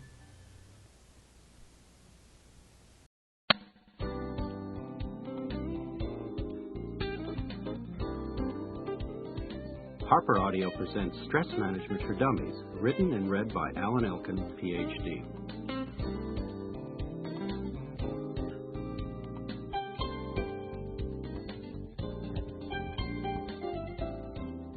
Are you feeling more tired lately than you used to? Is your fuse a little shorter than normal? Are you worrying more? Enjoying life less? If you feel more stress in your life these days, you aren't alone. Count yourself among the ranks of the overstressed. Most people feel that too much stress is in their lives. Your stress may come from your job, your personal life, or simply from not having enough time to do everything you have to do or want to do. You could use some help. Thankfully, you can eliminate or certainly minimize much of the stress in your life and manage the stress that remains. You probably can't make it through a single day without seeing or hearing the word stress someplace. Just glance at any magazine stand and you'll find numerous cover stories all about stress. In most of the larger bookstores, an entire section is devoted just to books on stress. TV and radio talk shows regularly feature stories documenting the negative effects of stress in our lives. Why all the fuss? Hasn't stress been around forever? In his popular book, Future Shock, Alvin Toffler observed that people experience more stress whenever they are subjected to a lot of change in a short span of time. If anything characterizes our lives these days, it is an excess of change. We are in a continual state of flux. We have less control over our lives, we live with more uncertainty, and we often feel threatened and, at times, overwhelmed. For most people, their jobs and careers are the biggest source of stress. Killer hours, a long commute, unrealistic deadlines, a boss from hell, office politics, toxic coworkers, and testy clients are just a few of the many job-related stresses people experience. Workloads are heavier today than they were in the past, leaving less time for family and the rest of your life. A new lexicon of work-related stresses exists: downsizing, organizational redeployment, early retirement. Whatever the word, the effect is the same: insecurity, uncertainty, and fear. People are experiencing more stress at work than ever before. All of this translates into more tension headaches, sore necks and backs, and an overwhelming feeling of too much stress in our lives. If you're a woman, you may experience even more stress on the job. Despite all the hoopla about women's rights and sexual equality, added pressures and limitations on women still exist in the workplace. Women are paid less and promoted less frequently than their male counterparts, even though they may be more qualified. If a woman has children, her career may be shunted onto the mommy track, a glass ceiling that limits career advancement. More subtle pressures come from the prevailing notions of the roles and behaviors expected from men and women. Men and women can act in similar ways that may advance their careers, competitive, aggressive, and assertive, but a double standard is common. When such behavior comes from a woman, people often view the behavior negatively, as unfeminine and inappropriate. But when it comes from a man, people see it as strong and in control. Sexual harassment for women on the job is no small source of stress. A woman may find herself in the no-win situation of either complaining openly or silently enduring the abuse. Both options can be highly stressful. Women who belong to a racial or ethnic minority may experience even more stress. Hiring and promotional practices may act in subtle and not so subtle discriminatory ways. Even where affirmative action policies are in place, women may experience the stress of feeling that others see any hiring or advancement as unfairly legislated rather than legitimately deserved. After you leave work, you may start to realize that the rest of your life is not exactly stress-free. These days, life at home, our relationships, and the pressure of juggling everything else that has to be done only add to our stress level. Life at home has become more pressured and demanding. True, we now have microwaves, dustbusters, and takeout menus, but the effort and stress involved seems to be growing rather than lessening. Meals have to be prepared, the house tidied, clothing cleaned, bills paid, chores completed, shopping done, and the lawn and garden tended, not to mention the car maintained and repaired, phone calls returned, homework supervised, and the kids chauffeured. And that's for starters. Did I mention the dog? I need 2 more hours in the day. This plea is a commonly heard lament. The stress of not having enough time to do everything that has to be done is enormous. We overwork at home and at our jobs. The result? We just don't have enough time. Research shows that American women work an average of 290 more hours per year than they did 30 years ago. That comes to about 7 full weeks. Between 1973 and 1993, the number of men working 49 hours or more per week had risen from 23.9% to 29.2%, according to the U.S. Bureau of Labor Statistics. Some of our stress comes from the ways in which families have changed over the years. Our stereotypical Leave It to Beaver, or Ozzie and Harriet, picture of the American family, in which dad goes off to work while mom stays home and takes care of the kids, is no longer even close to what really happens. More likely, both parents are now working, and in a growing number of families, 2 parents aren't even in the picture. Nearly half of all marriages end in divorce. The number of single-parent households is multiplying. Families tend to be more fragmented, with relatives often living great distances away.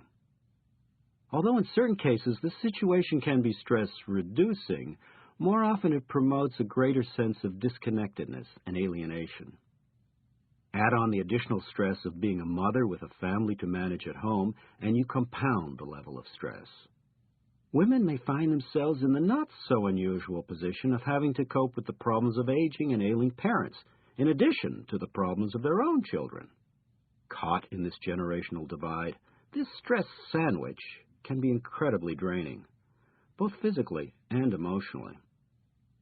Although men give lip service to helping with the kids and the elderly, and they do, in fact, do more than their fathers or grandfathers, the woman is still the one who most often takes primary responsibility for these caregiving roles. A study conducted by the Family and Work Institute found that even when a working woman has a partner, she still does 87% of the shopping, 81% of the cooking, 78% of the cleaning, and 63% of the bill paying. As an old adage reminds us, father works from sun to sun, but mother's work is never done. Money may or may not be the root of all evil, but worrying about it certainly is a major source of stress in our lives. Actually, the lack of money is really the problem. Balancing your checkbook at the end of the month, if you bother, reminds you that living is expensive. You remember that your parents bought their house for a pittance, and now realize that you couldn't afford to buy that same house if you wanted to today. The mortgage, college tuition, braces for the kids' teeth, camp, travel, taxes, and savings for retirement, it all adds up. And so does the stress. Money, however, can produce stress in other ways, especially for us guys. Many men tend to tie their self-worth to their financial worth. When our financial worth is down, we're down, and society doesn't help. Other people tend to equate success with your portfolio, and if you're not measuring up to what you think you should have, you may feel depressed, anxious, or even angry. Our lives have become stressful in ways we never would have imagined even a decade ago. Whoever said there is nothing new under the sun probably never surfed the web or carried a laptop. Changes in technology have brought with them new pressures and new demands. In short, new sources of stress. Some of the everyday hassles we face are noisy traffic, loud neighbors, rude sales clerks, crowds, public telephones that don't work, bicyclists from nowhere, deliveries made sometime between 9 and 5, long lines, no public washroom, beepers sounding in theaters, and cell phones in restaurants and on public transportation. Yes, these things are relatively small, but the small things can add up. We can deal with one, maybe two, or even 3 of these at once. But when the numbers begin to rise, so does our stress level. When you reach a high enough level of stress, you notice that you overreact to the next hassle that comes along. And that results in even more stress. Alas, life is loaded with hassle. The funny part is, we usually deal fairly well with the bigger problems. Life's major stresses, the deaths, illnesses, divorce, and financial setbacks, somehow trigger hidden resources within us. We rise to each demand, summoning up some unrecognized inner strength, and we somehow manage to cope. What gets to us are the little things. It's the small stuff, the little annoyances, petty frustrations, and minor irritations that ultimately lead to a continuing sense of stress. Life's hassles are what becomes the real source of our stress. Many years ago, I remember telling my grandfather that I wasn't happy at the place where I was working. In essence, his response was, "Why do you have to like it, as long as they give you a paycheck at the end of the week?" For him, job satisfaction was nice, but it was clearly a bonus. Today, we want and expect more. We expect a high level of satisfaction in our jobs and in our relationships, and we expect a certain lifestyle to go with all of this. In short, we demand a life of personal happiness and achieved goals. We want it all, or at least most of it. And although our expectations may be understandable, they also may be a big source of much of our stress. If you are experiencing stress, and you probably are, you are paying for it in some way. The signs and symptoms of stress range from the benign to the dramatic, from simply feeling tired at the end of the day to having a heart attack. More commonly experienced physical signs and symptoms of stress include tiredness, fatigue, lethargy, heart palpitations, rapid shallow breathing, muscle tension and aches, shakiness, twitches, heartburn, diarrhea, constipation, nervousness, dry mouth and throat, nail biting, hair twirling, frequent urination, lowered libido, overeating, loss of appetite, sleep difficulties, increased use of alcohol and/or drugs and medications. Psychological signs of stress include irritability, impatience, anger, hostility, worry, anxiety, panic, moodiness, sadness, feeling upset, intrusive and/or racing thoughts, memory lapses, difficulties in concentrating, indecision, frequent absences from work, lowered productivity, and feeling overwhelmed. Researchers estimate that 75 to 90% of all visits to primary care physicians are for complaints and conditions that are in some way stress-related. Every week, 112 million people take some form of medication for stress-related symptoms. Just about every bodily system or body part is affected by stress. Your muscles are a prime target for stress. When you are under stress, your muscles contract and they become tense. This muscle tension can affect your nerves, blood vessels, organs, skin, and bones. Chronically tense muscles can result in a variety of conditions and disorders, including muscle spasms, cramping, facial or jaw pain, bruxism, grinding of your teeth, tremors, and shakiness. Many forms of headache, chest pain, and back pain are among the more common conditions that result from stress-induced muscle tension. Stress can play a role in circulatory diseases such as coronary heart disease, sudden cardiac death, and strokes. Stress can increase your blood pressure, constrict your blood vessels, raise your cholesterol level, trigger arrhythmia, and speed up the rate at which your blood clots. Stress is now considered a major risk factor in heart disease, right up there with smoking, being overweight, and a lack of exercise. This becomes very important when you consider that heart disease kills more men over the age of 50 and more women over the age of 65 than any other disease. Ever notice how your stress seems to find its way to your stomach? Your gastrointestinal system can be a ready target for much of the stress in your life. Stress can affect the secretion of acid in your stomach and can speed up or slow down the process of peristalsis. That's the rhythmic contraction of the muscles in your intestines. Constipation, diarrhea, gas, bloating, and weight loss all can be stress-related. In the last decade or so, growing evidence has supported the theory that stress affects your immune system. In fact, researchers have even coined a name for this new field of study. They call it psychoneuroimmunology. Quite a mouthful. Scientists who choose to go into this field study the relationship between moods, emotional states, hormonal levels, and changes in the nervous system and the immune system.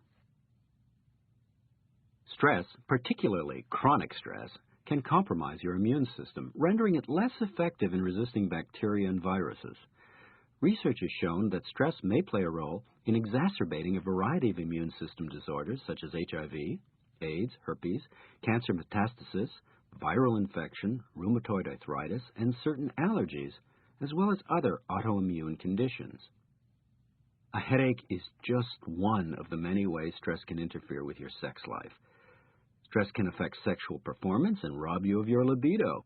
When you are feeling stress, feeling sexy may not be at the top of your to-do list.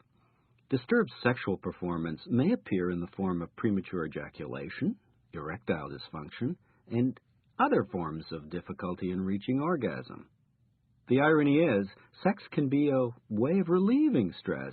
In fact, for some people, sexual activity increases when they feel stressed. Not all the news about stress is bad. As Hans Selye, the pioneer researcher in the field of stress, said, "Stress is the spice of life." Stress can be a positive force in your life. Watching a close playoff game, taking a ride in an amusement park, solving an interesting problem, falling in love, all can be stressful. Yet these kinds of stresses add to the enjoyment and satisfaction of our lives. We want more of this kind of stress, not less. And even many of the less pleasant uncertainties and surprises of life can be a source of challenge and even excitement and interest. Change and the pressures of modern life don't necessarily create the bad kind of stress. Rather, how you view the potential stresses in your life and how you cope with them makes all the difference. The good news is that, with a little help in the right direction, learning to manage your stress is easier than you think. You've heard the word stress 1,000 times. Intuitively, you know what stress is, but explaining it isn't easy. You would think that defining stress would be relatively easy. Yet those who have spent most of their professional lives studying stress still have trouble defining the term. As one stress researcher quipped, "Defining stress is like nailing Jell-O to a tree. It's hard to do." Perhaps you are one of those people who always began their high school English essays with a definition from the dictionary, and you still have to start with a definition. Okay, here goes. Stress is what you experience when you believe you cannot cope effectively with the demands of a situation. This means that you experience stress whenever you are faced with an event or situation that you perceive as challenging your ability to cope. If you see the event or situation as only mildly challenging, you will probably feel only a little stress. However, if you perceive the situation or event as threatening or overwhelming your coping abilities, you'll probably feel a lot of stress. So, having to wait for a bus when you have all the time in the world triggers little stress. Waiting for that same bus when you are late for a plane that will take off without you triggers much more stress. This difference between the demands of a situation and your perception of how well you can cope with that situation is what determines how much stress you feel. But, believe it or not, you have stress in your life for a good reason. To show you why stress can be a useful adaptive response, you need to take a trip back in time. Picture this. You have regressed in time to a period millions of years ago when men and women lived in caves. You notice that you are roaming the jungle dressed in a loincloth and carrying a club in your hand. Your day so far has been routine, nothing more than the usual cave politics and the ongoing problems with the in-laws. Nothing you can't handle. Suddenly, on your stroll, you spot a tiger. This is not your ordinary tiger. It's a saber-toothed one. You experience something called the fight or flight response. This response is aptly named because just then you realize that you have to make a choice.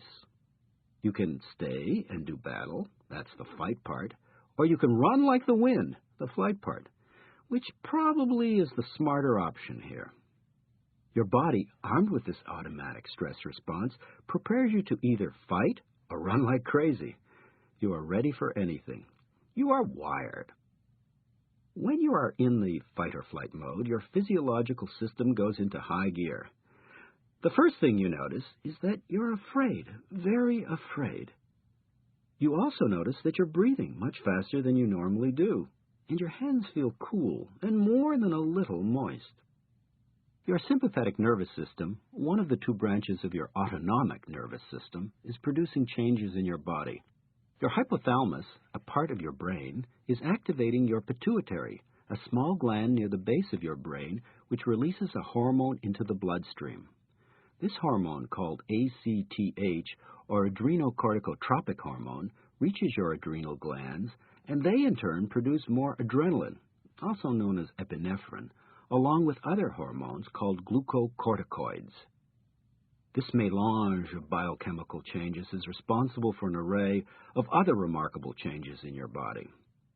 Your heart rate speeds up, and your blood pressure rises. You breathe more rapidly. Your nostrils flare, causing an increased supply of air. Your digestion slows. Blood is directed away from your skin and internal organs and is shunted to your brain and skeletal muscles. Your muscles tense. You feel stronger. You are ready for action. Your blood clots faster, ready to repair any damage to your arteries. Your pupils dilate so you see better. Your liver converts glycogen into glucose, which teams up with free fatty acids to supply you with fuel and some quick energy.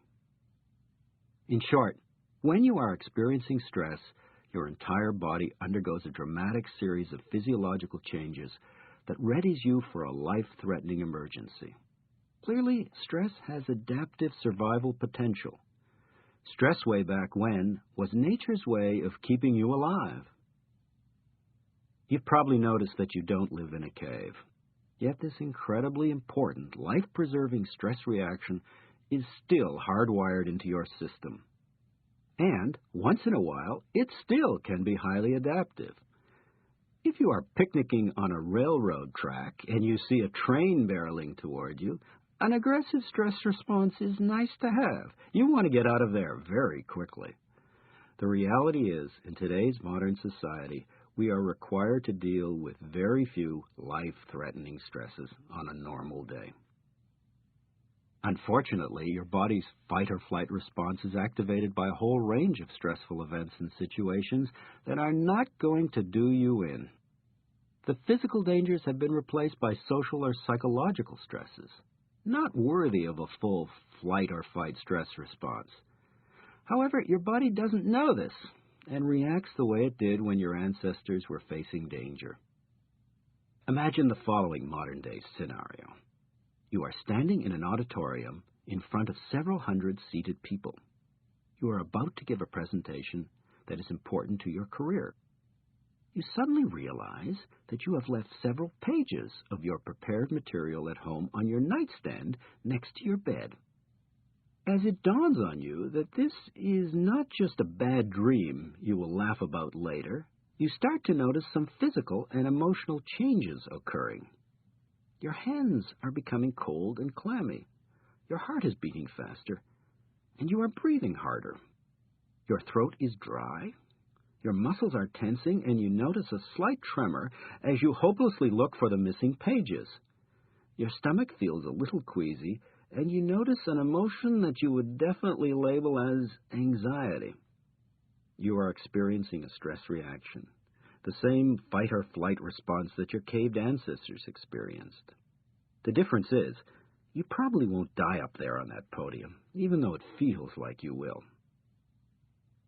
In today's modern jungle, giving that presentation, being stuck in traffic, confronting a disgruntled client, facing an angry spouse, or trying to meet some unrealistic deadline are what stresses you.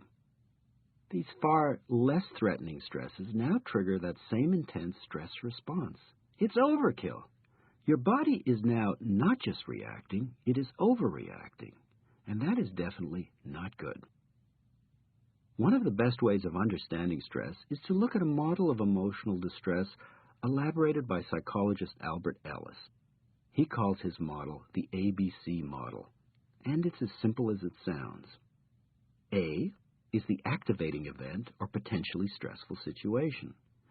B is your beliefs, thoughts, or perceptions about A. C is the emotional consequence or stress that results from holding these beliefs. Consider a common source of stress in our lives, having to wait. This could be waiting in a supermarket checkout line, waiting in a bank line, or waiting for that bus that should have been there 15 minutes ago. The waiting is the first part of the equation. Now, whether you experience stress about waiting depends upon how you look at the situation, your beliefs, attitudes, and interpretations. Your beliefs, thoughts, perceptions, and interpretations about the situation is critical in determining just how much stress you feel. So, if you're waiting in line and you're thinking, I just can't stand this, I hate waiting, why can't they figure out a better way of doing this? I hate lines, I hate lines, I hate lines. Chances are you are creating more than a little stress for yourself. On the other hand, if you're thinking, perfect, and now I have time to read these fascinating articles on alien babies and Liz Taylor's weight in the National Tatler, what luck! You feel much less stress. Your thinking plays a larger role than you may believe in creating your stress. Whenever we perceive a situation or event as overwhelming or beyond our control, or whenever we think we cannot cope, we experience stress. This model of dealing with stress provides you with a useful tool to help you understand the many ways you can manage and control your stress. You have three major choices. You can modify your environment. For example, spiders stress you out? Stay away from spiders. Traffic stresses you? Leave home earlier. Hate deadlines? Finish the project earlier. But what if you can't change your stressful situation? You can't avoid spiders because you work in pest control. You can't leave home for work earlier. You can't finish the project before the deadline. Then you need to change you. Even if you cannot significantly change those situations and events that are triggering your stress, you can change the way you perceive them. An important subset of stress management skills focuses on ways of changing the way you view your world. Much, if not most, of your stress is self-induced, and you can learn to see things differently. Even if you can't change the situation and can't change the way you view that situation, you can still manage your stress by mastering other skills. You can learn how to relax your body and quiet your mind. You can learn the secrets of becoming calm and how to turn off your stress. Stress is a part of life. No one makes it through life totally stress-free, and you wouldn't want to. You certainly want the good stress, and you even want some of the stress that comes with dealing with life's challenges and disappointments. What you don't want is too much stress in your life. or too little stress. Too much or prolonged stress can become a negative force and can rob you of much of life's joy. Too little stress means you are missing out, taking too few risks, playing it too safe. Finding the right amount of stress in your life is like finding the right tension in a violin string. Too much tension, and the string can break. Too little tension, and there is no music. You want to hear the music without breaking the strings. As a Chinese proverb reminds us, a journey of 1,000 miles must begin with a single step. You've taken that initial step by listening to this recording. So far, so good. But there's more. The proverb's author might have added that the first single step you take should be in the right direction. On any long trip, you want to have a pretty good idea of where you're going and make sure you have the right equipment to get you there. The same wisdom holds true as you begin your journey on the road to becoming your own stress manager. You want to begin with the proper gear, an accurate roadmap, a good compass, and the right attitudes, and maybe a light lunch. Certainly, one of the very first steps in mastering your stress is knowing just how stressed you are. You may think that measuring stress is a relatively simple matter. The fact is, measuring your stress level is a tricky business. However, it's still possible. Oddly enough, one of the better ways of measuring your stress is asking yourself this simple question: how much stress am I currently feeling? To effectively manage your stress, you may need a systematic way of looking at your stress and then determining how to go about reducing it. I have found that a three-step approach, or what I call the AAA approach to stress management, is a useful and easy way to help you plan a program of stress reduction. It tells you where to begin and what to do after you've started. The three A's refer to awareness, analysis, and action. Awareness means knowing what your stress looks like and where it comes from. Your stress can be an unpleasant work environment, a major deadline, being caught in traffic, or any one of an endless number of other potential stresses. Analysis is the process of determining the best way or ways of managing this stress. Your options may include changing the situation or circumstances, changing yourself, the ways in which you react to a particular stress trigger, or possibly changing both. Action is what you do about your stress.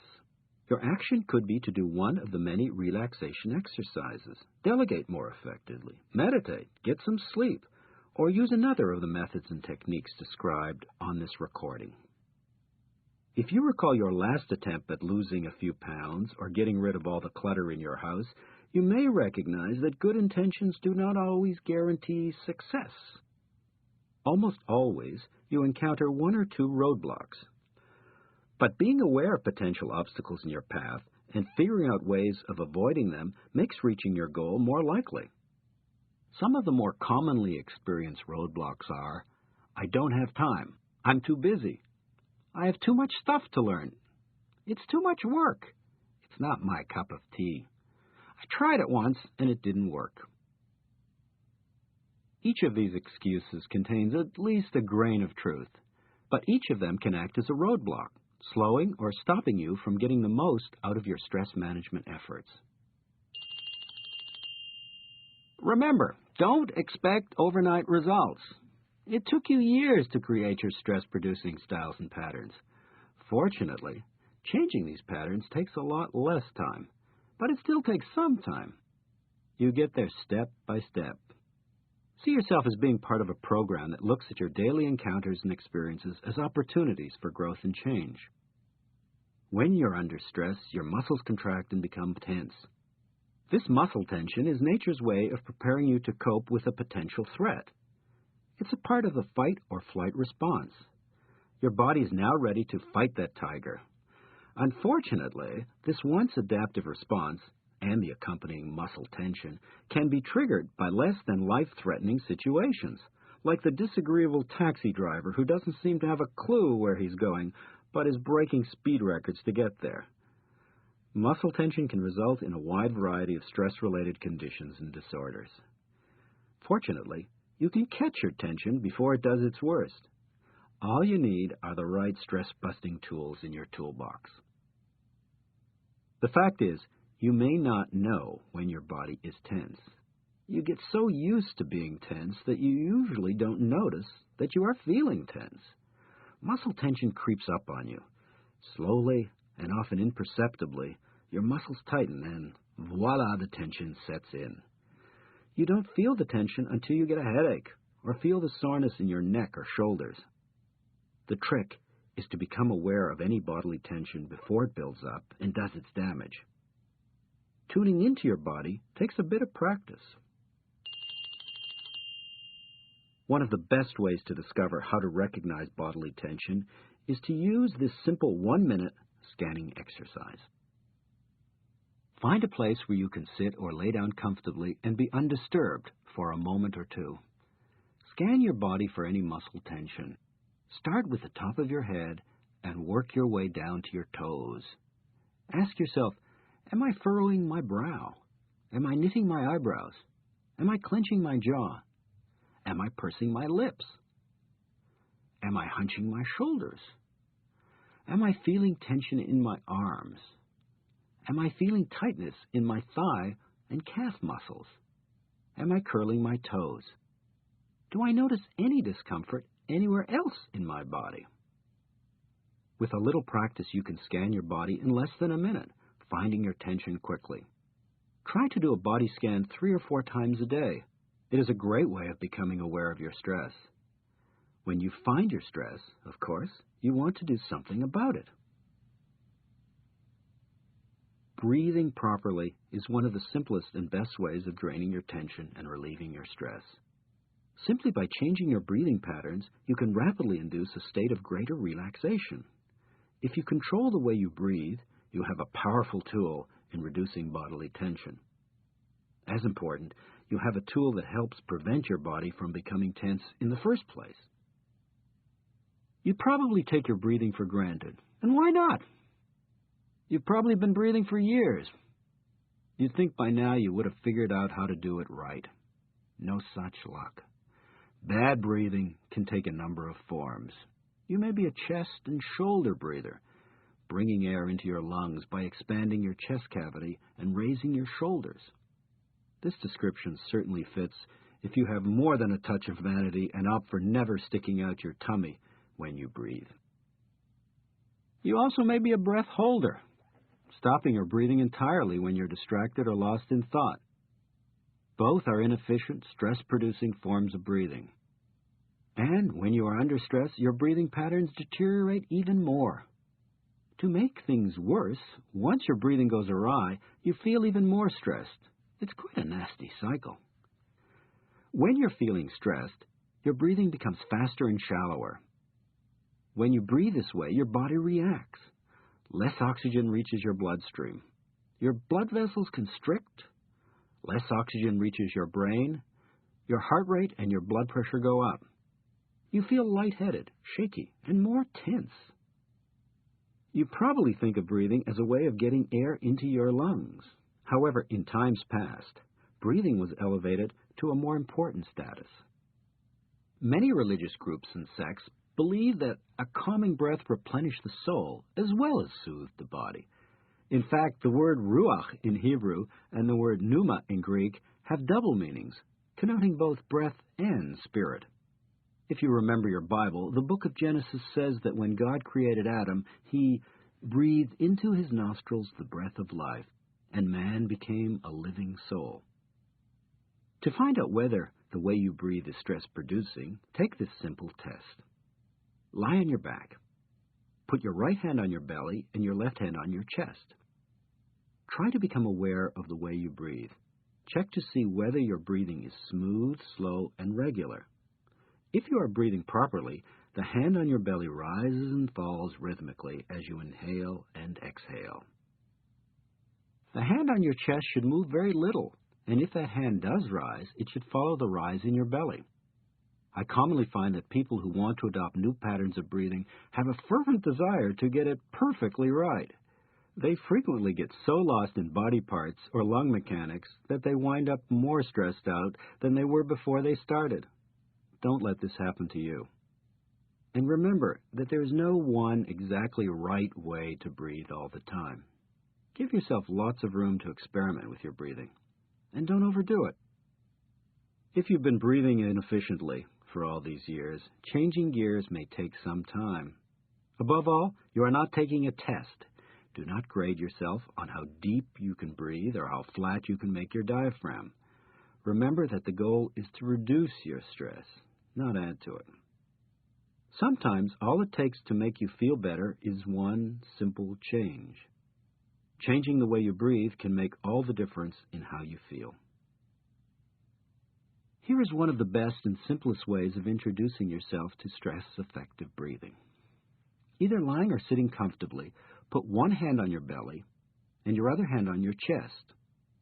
Inhale through your nose, making sure that the hand on your belly rises and the hand on your chest moves hardly at all.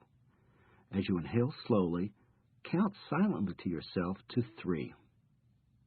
As you exhale, slowly count to 4, feeling the hand on your belly falling gently.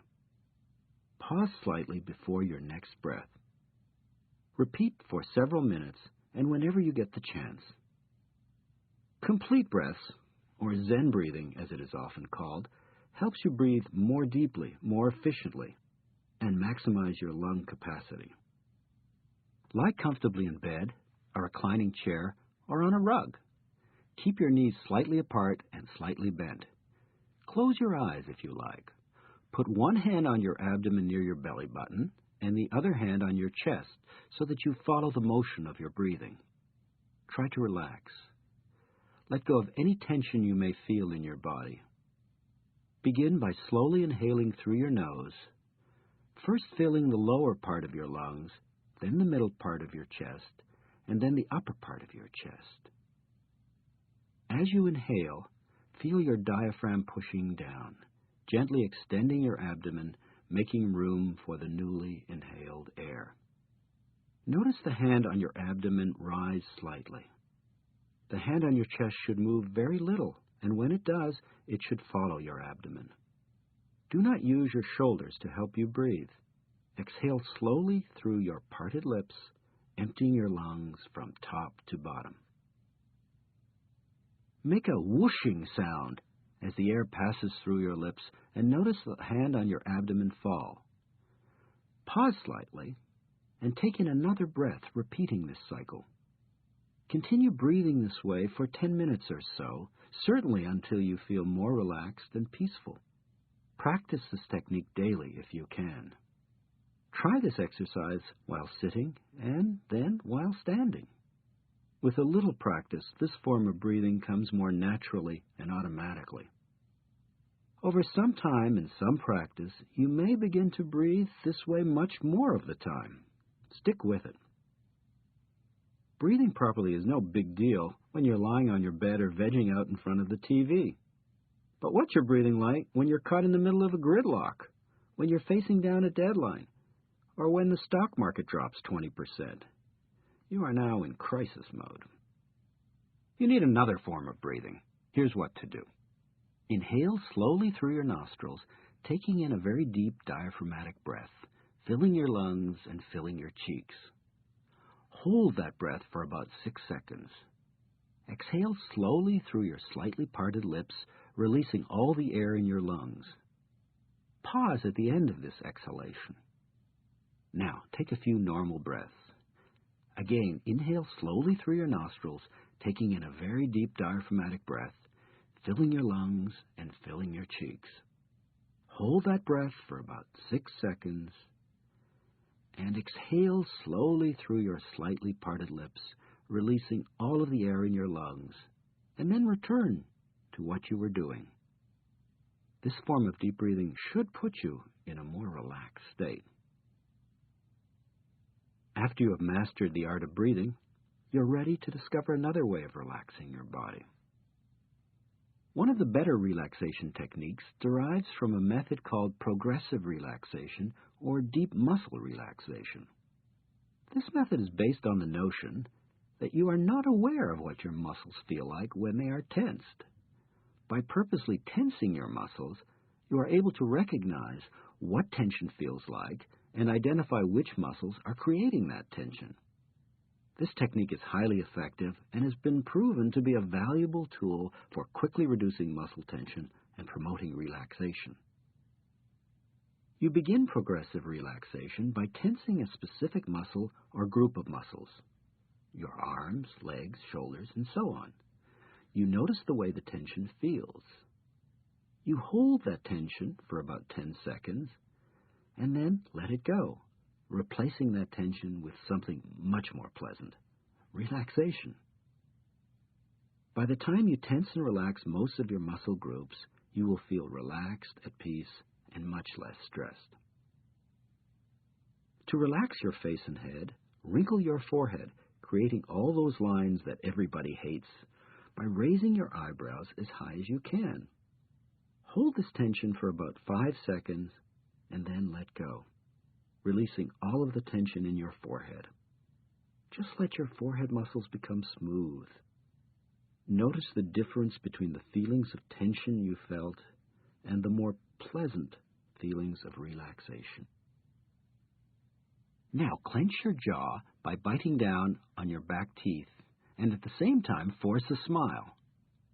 Hold this uncomfortable position for about 5 seconds or so, and then relax your jaw, letting your mouth fall slightly ajar. Finally, purse your lips, pushing them together firmly.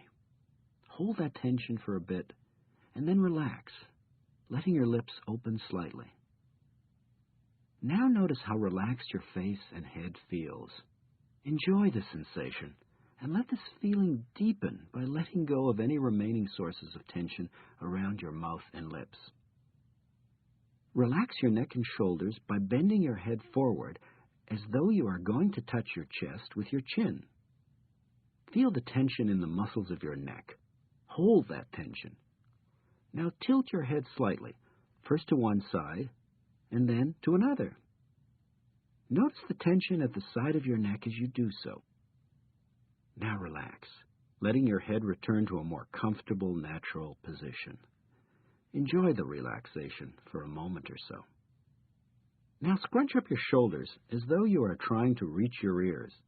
Hold it, feel the tension, again about 5 seconds, and let your shoulders fall to a comfortable, relaxed position. Notice the feelings of relaxation that are spreading through your shoulders and neck.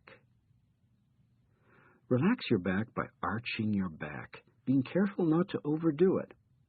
Hold that tension for several seconds, and then let your back and shoulders return to a more comfortable, relaxed position. Relax your feet by either sitting or lying down. Raise each foot so that you feel some tension in your thigh and buttock. At the same time, push your heel out and point your toes towards your head. Hold this tension.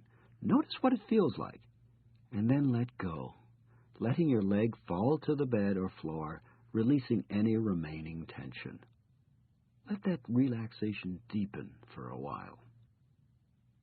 To relax your stomach, take in a deep breath and hold that breath, tensing the muscles in your stomach.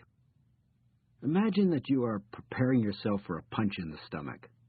Hold that tension and relax, letting go of that tension.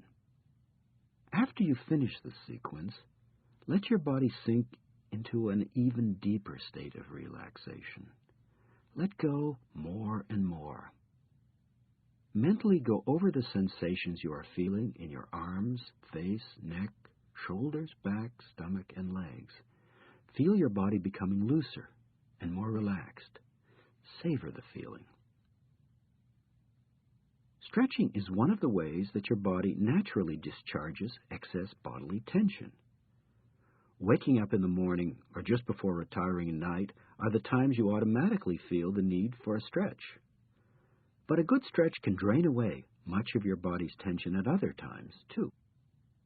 You may be desk-bound or sit for long periods of time during the day, causing your muscles to tense and tighten. Consider adopting one or more basic stretches and taking a stretch break at various points throughout the day. Cats do, dogs do, why not you? You can do a stretch called the twist. This stretch is great for your upper body. Sitting or standing, put both your hands behind the back of your head, locking your fingers together. Move your elbows towards each other until you feel some moderate tension. Now twist your body slightly, first to the right for a few seconds, and then slowly to the left. When you finish, let your arms fall to your side. Another stretch, called the leg lift, is good for your lower body. Sitting in your chair, raise both your legs until you feel a comfortable level of tightness in them. Maintaining that tension, flex and point your toes toward your head. Hold that tension for about 10 seconds or so, and then let your legs fall to the floor. If doing this with both legs together is a wee bit uncomfortable, try it one leg at a time. Massage and other touch and pressure therapies are among the most popular ways of relieving muscle tension. These days, you can get a massage almost as easily as you can get a haircut. In the past, the idea of massage usually conjured up an image of a liniment rub-down in a sweaty gym, or pampered caresses in a swanky health spa. No more. Massage and related treatment have come of age. The range and popularity of touch and pressure disciplines and therapies have grown enormously in recent years. A partial list of available methods and techniques include Swedish massage, reflexology, shiatsu, chiropractic, and acupressure. All of these methods have their origins in early medicine and healing. Many claim spiritual as well as physical changes. You have several choices when it comes to massage.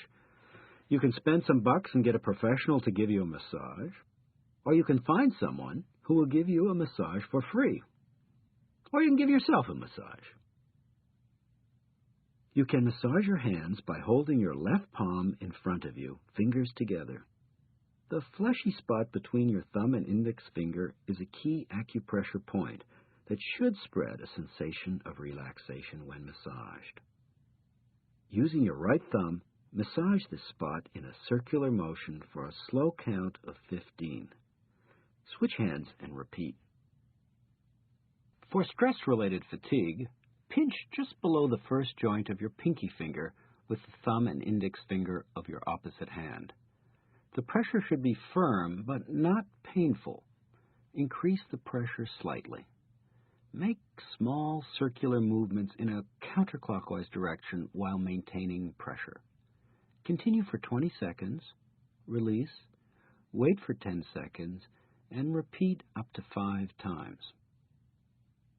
Try this soul-soothing exercise for your feet. Take off your socks and shoes and sit comfortably with one leg crossed over the other. The sole of your foot should be almost facing you. With both hands, grasp the arches of your foot and apply pressure, especially with your thumbs.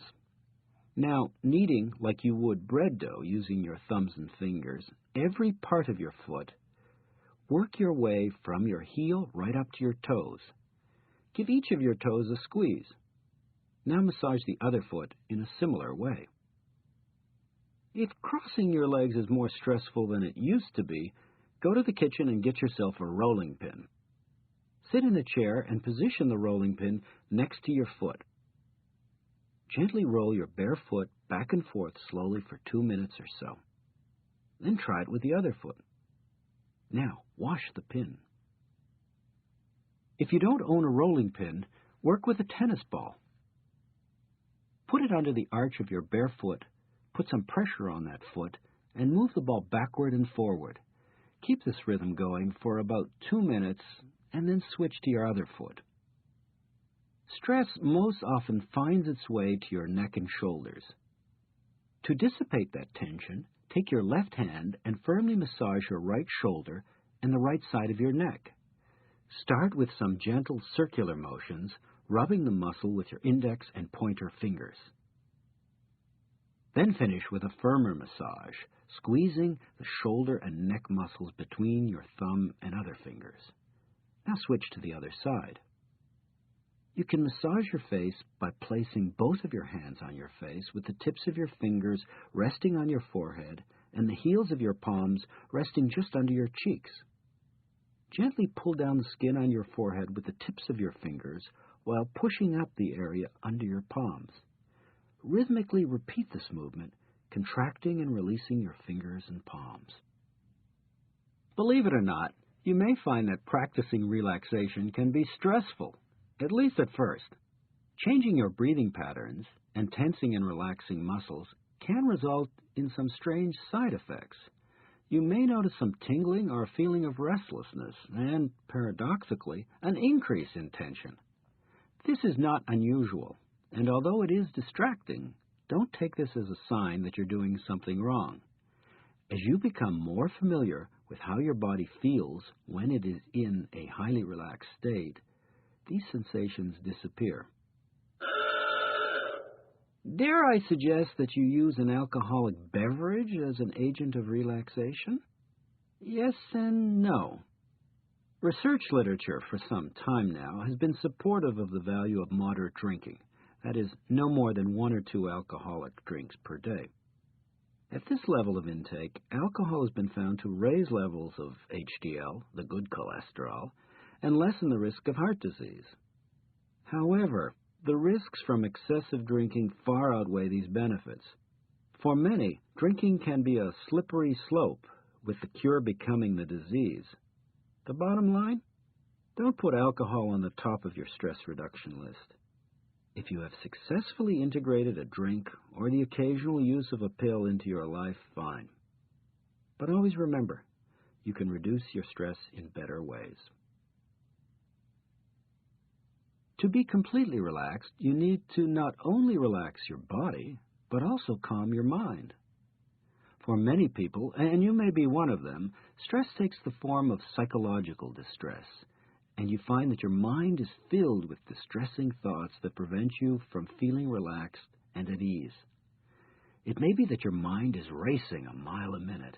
You may be worrying about your job, your relationships, your finances, or simply how you are going to juggle the 101 things that are on your plate. Whatever the source of your worry, you are clearly not going to relax until you stop, or at least slow, this mental mayhem. One of the best ways to relax your mind is to relax your body. When your body relaxes, your mind slows. But there are other ways of taming your unruly thoughts and calming your restless mind. The simplest way to calm your mind is to distract yourself. This idea may sound obvious, but you'd be surprised how often people overlook this option. Psychologists know that concentrating on 2 things at the same time is very hard. Therefore, if your mind is flooded with distressing thoughts, change course. Find something else to think about.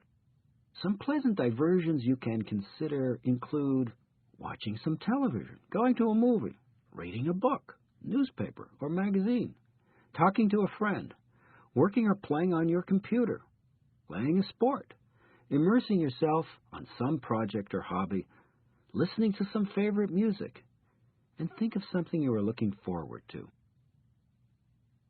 As Congreve observed, music soothes the savage breast. He was right, though he might have added savage leg, arm, jaw, and other parts of our anatomy. Music therapists know that listening to music can result in significant physiological changes in your body. Your heart rate drops, your breathing slows, and your blood pressure lowers. But not all music does the trick. Some music can upset you, making you more stressed. Think of that Metallica groupie living upstairs. Other music may delight you, but still not have a calming effect. Some composers and compositions that should slow your pulse include Bach. The slower second movements are particularly appropriate for relaxation. The air on a G-string is a real calmer. Handel's Water Music, Chopin's Nocturnes, Schubert's Symphony No. 8 in B minor, Pachelbel's Canon, and Albinoni's Adagio, they all work. Of course, relaxing music need not be all classical.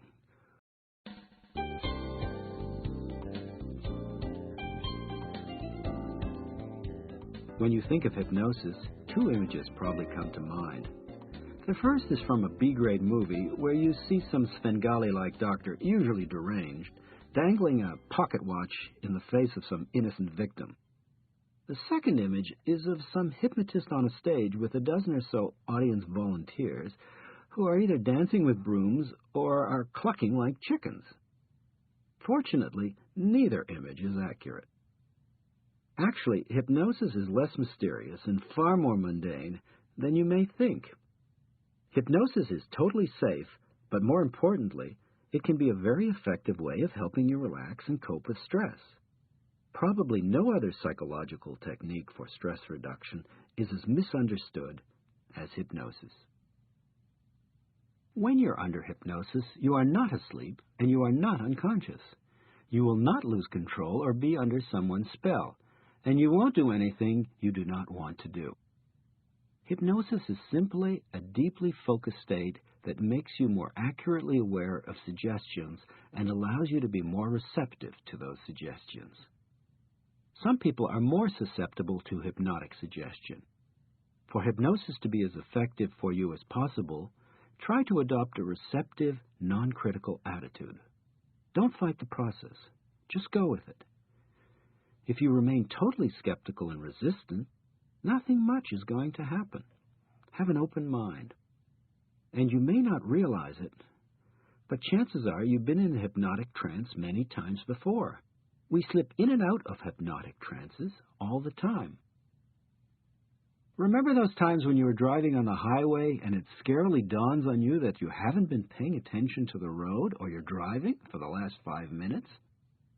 Or remember those times when you left the movie theater and realized that your attention was so glued to the screen that you had no idea who was sitting next to you or what was going on around you? Or when you were daydreaming or just lost in thought? In each case, you were in a hypnotic trance. When you're in a trance, you're in a different mental state. You are still awake and in control, but your attention becomes narrow and incredibly focused. In this state, you are more receptive to any suggestions you may give yourself or that a hypnotherapist may offer. You basically give yourself a sort of shortcut to your subconscious. These suggestions can take many forms, such as, cigarettes taste lousy, I'm growing taller day by day, I'm getting smarter, whatever. Clearly, some suggestions are more realistic than others. To feel calmer and less stressed, suggestions can include, I am feeling calm, or I am feeling more relaxed. These will help induce a state of relaxation. Some trances are deeper than others. In a light trance, you feel more relaxed and are able to respond to simple suggestions. In a heavier trance, you can learn how not to respond to pain and even to forget what occurred during hypnosis. For more information, you can consult a certified hypnotherapist who can show you how to use self-hypnosis to achieve benefits other than relaxation. Hypnosis has been shown to be effective in helping individuals overcome insomnia, smoking, overeating, and a variety of other problems and disorders. Biofeedback is a fancy term that means letting you know, the feedback part, what your body is up to, the bio part. Of course, biofeedback is nothing new. Getting the results of a blood test, having your blood pressure taken, or getting an EKG at your doctor's office are all examples of medical biofeedback. However, these days, the term biofeedback is usually used for the electronic devices that measure your stress level, or more technically, your levels of physiological arousal. In the clinic or doctor's office, biofeedback is a wonderful tool that can tell you a lot about your stress and, more importantly, help you learn ways of reducing that stress. Depending on the biofeedback device used, it may measure your heart rate, body temperature, your blood pressure, skin conductivity, that's sweating, levels of stomach acid, muscle tension, and even your brain activity. Each of these can be controlled to some extent, and working with biofeedback can be useful in controlling each of these functions. Biofeedback is no substitute for learning the tools and techniques that you can do on your own. It can, however, help you use them more effectively. You may want to consult a certified biofeedback therapist who can work with you. showing you how biofeedback can help you learn to relax and reduce your levels of mental and physical stress.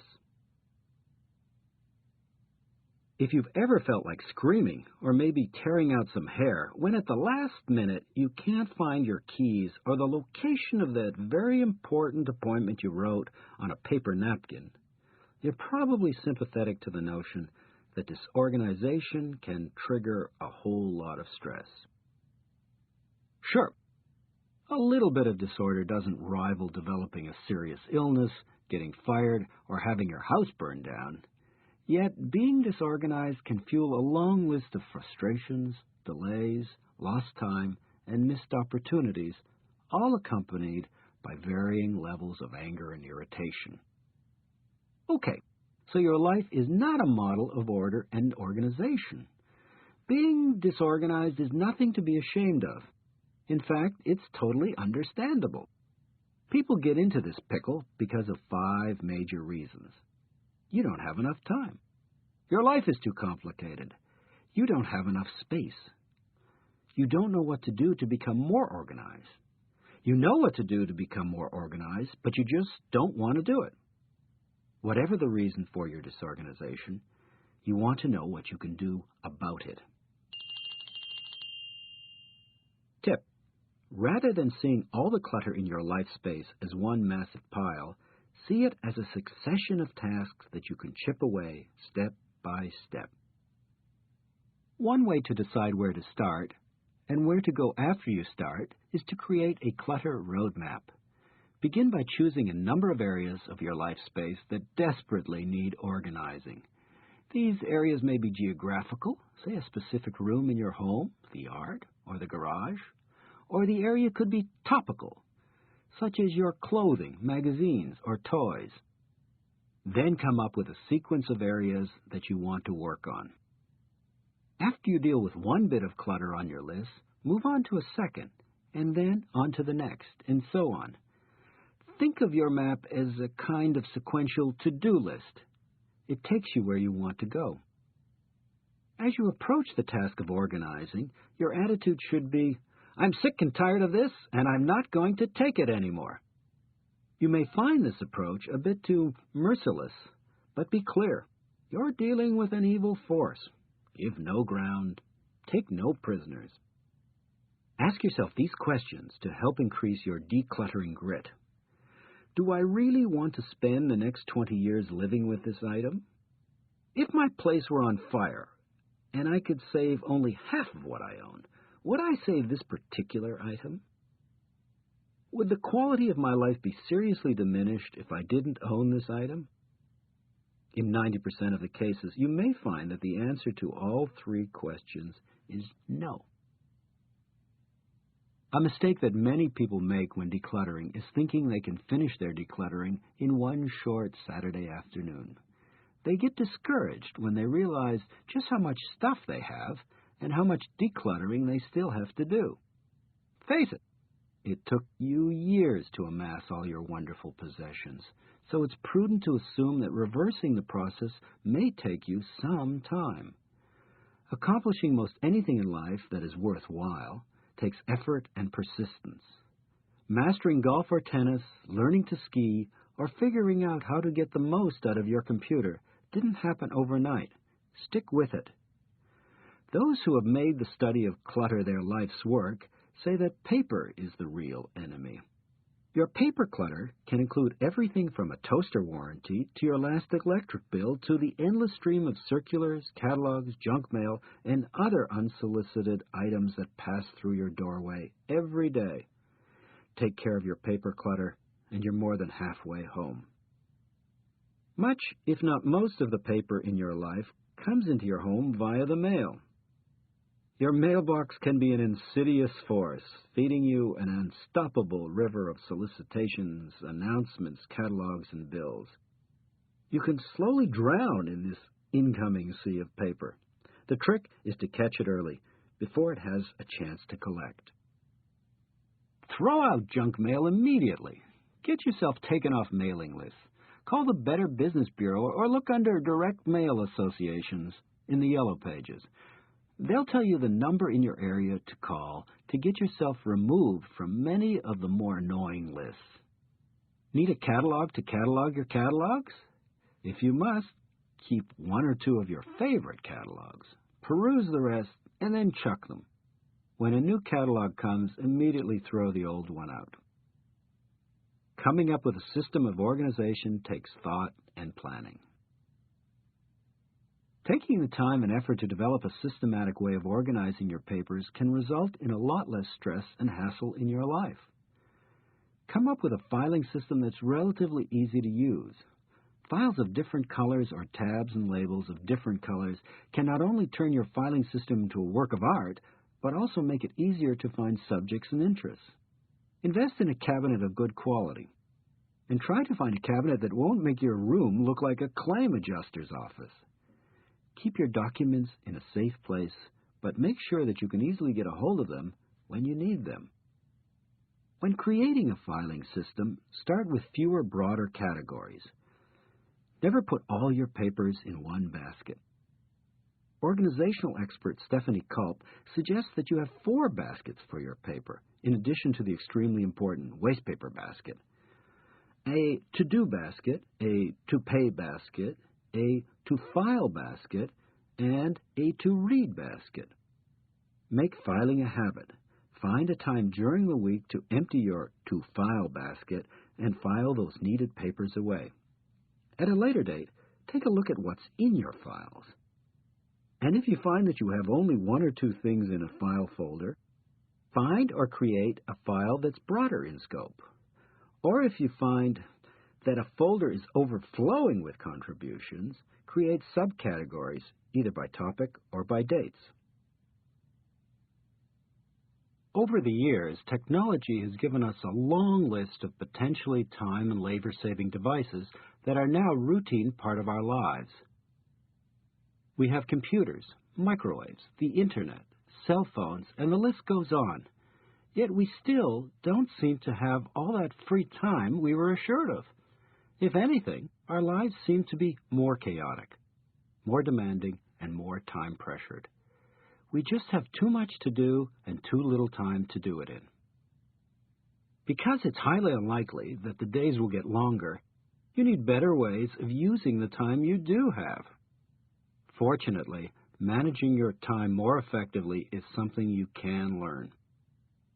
One of the secrets of effective time management is finding out what's important to you and figuring out ways to spend more of your time doing those things. Improving your time management skills means more than finding ways to squeeze everything you might ever want to do into one day. Managing your time effectively means managing your priorities. Not all the things you have to do in life have the same importance or value. You may find yourself spending your time doing things that aren't really that worthwhile. Your next step is working to change that. As an exercise, grab a sheet of paper and jot down activities that you would like to spend more time doing. This exercise helps you get in touch with those activities that you value and derive satisfaction from, and those that you do not. Knowing what you want to spend more time doing is only half the battle. Knowing what you do not want to spend a lot of time doing is just as important. Try to eliminate, or at least minimize, delegate, and generally avoid, whenever possible, those activities that you want to do less of. Encourage yourself to indulge in and savor those activities that you want to do more of. You now have one list that tells you how you spent your yesterdays. You now need a second list to help you figure out how to spend your tomorrows. You need a master to-do list. You can keep it on your desk, in your daily planner, in your purse or wallet, or in your electronic organizer, wherever is most convenient and accessible to you. Review your list daily, either the last thing at night or the first thing in the morning, to plan for the day ahead and add any new to-do items that have come up in the meantime. During the day, review your list several times, putting a line through any item that you either have done or now deem unimportant. Remember that old slogan? If you want something done right, do it yourself? Yes, it holds some truth. However, by doing it all yourself, you quickly discover that your stress level shoots skyward. Delegating tasks and responsibilities can save you time and spare you a great deal of stress. And the reality is that other people can be taught. You may be pleasantly surprised by the level of work that others can bring to a task or responsibility. Remember, even if others don't do the job as well as you do, you're probably still better off delegating than taking on everything yourself and feeling incredibly stressed. You can save yourself a great deal of time by doing similar tasks all at the same time. Grouping tasks is much more efficient and much less stressful. For example, you can pay all your bills at the same time, make phone calls in groups, bundle your errands, buy things like office supplies, toilet paper, canned goods, paper towels, and pet food in bulk. And, whenever possible, prepare enough food so that you have several meals available. You can also save yourself time by letting technology do some of the work for you. After all, technology was supposed to make your life easier, remember? Try shopping by mail and working the web. The Internet can speed up your banking and make hotel, restaurant, plane, train, and just about any other kind of reservation a snap. Minimize your TV time. As one of my children once commented, "Have you ever noticed how much longer the days are when you don't watch TV?" Although some television is terrific, a lot of it is not terrific. It's clear, at least to me, that people waste too much time watching television. I'm also convinced that the quality of our lives would be greatly enriched if we watched less television.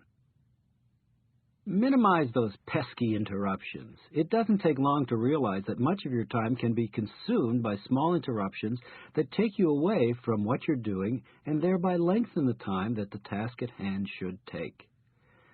Some interruptions are triggered by others or by external events and situations. At other times, you may create the disruption. If you're at home and you need to avoid interruptions, move to the room where you know you have the most privacy. If you're at work, close your office door, if you have one. Most important, curb those interruptions that you manufacture. You do not need a break every 2 minutes. Although your telephone can be one of your best allies when it comes to saving time, it can also be a terrific nuisance. You can free yourself from the time-stealing clutches of your telephone by screening your calls or using caller ID. If you don't have caller ID or an answering machine at home, try not answering the phone every time it rings. Missing a few calls at home, not in the office, will hardly handicap your chances of having a good life. Deal with people over email rather than on the phone. If you just want to convey some information to someone, but don't really want to speak to that person, call when you know that he or she won't be there and leave a message. If you're tired of playing telephone tag and want to connect, give the person a specific time when you will pick up the phone, or ask the person to leave you a message telling you when he or she will be available to take your call. Ask to be taken off those phone lists that are nuisances. The same goes for unwanted faxes and email. Ask for the offer in writing. If you're interested in what the person is selling, pleasantly ask him or her to put the offer in writing and mail it to you. And get a cordless telephone. Then you can walk around your house while doing other things while you talk. Starting your day in a mad rush sets a harried tone that can stay with you all day. Why not get up a little earlier? This notion may seem radical, but having another half hour before you leave the house gives you extra time to get ready. Find the things that you need for your day, have a more leisurely breakfast, and otherwise get your day off to an unstressful beginning. If half an hour is asking too much, try getting up 15 minutes earlier. If this approach isn't working, start going to bed earlier so that waking up becomes a little easier. You may subscribe to the old work ethic, never pay anyone to do something that you can readily do yourself. This is a mistake. Hiring someone to help you can give you more time for the things you really want to do, and in the process make your life simpler and less stressful. Am I being casual about your finances? I don't think so. I realize that you may not have a lot of extra money in your pocket. However, gone are the days when only the rich hired other people to help them out. Sometimes hiring someone else is clearly wise. Getting someone else to do less than desirable chores need not cost you a bundle. You probably don't need an expensive professional. Lots of people who are between opportunities would be willing to do chores for you if you paid them. Look at supermarket billboards, neighborhood circulars, or your local newspaper for people looking for work. And check their references. Don't overlook high school and college students, especially during the summer. They can be cheaper and surprisingly reliable.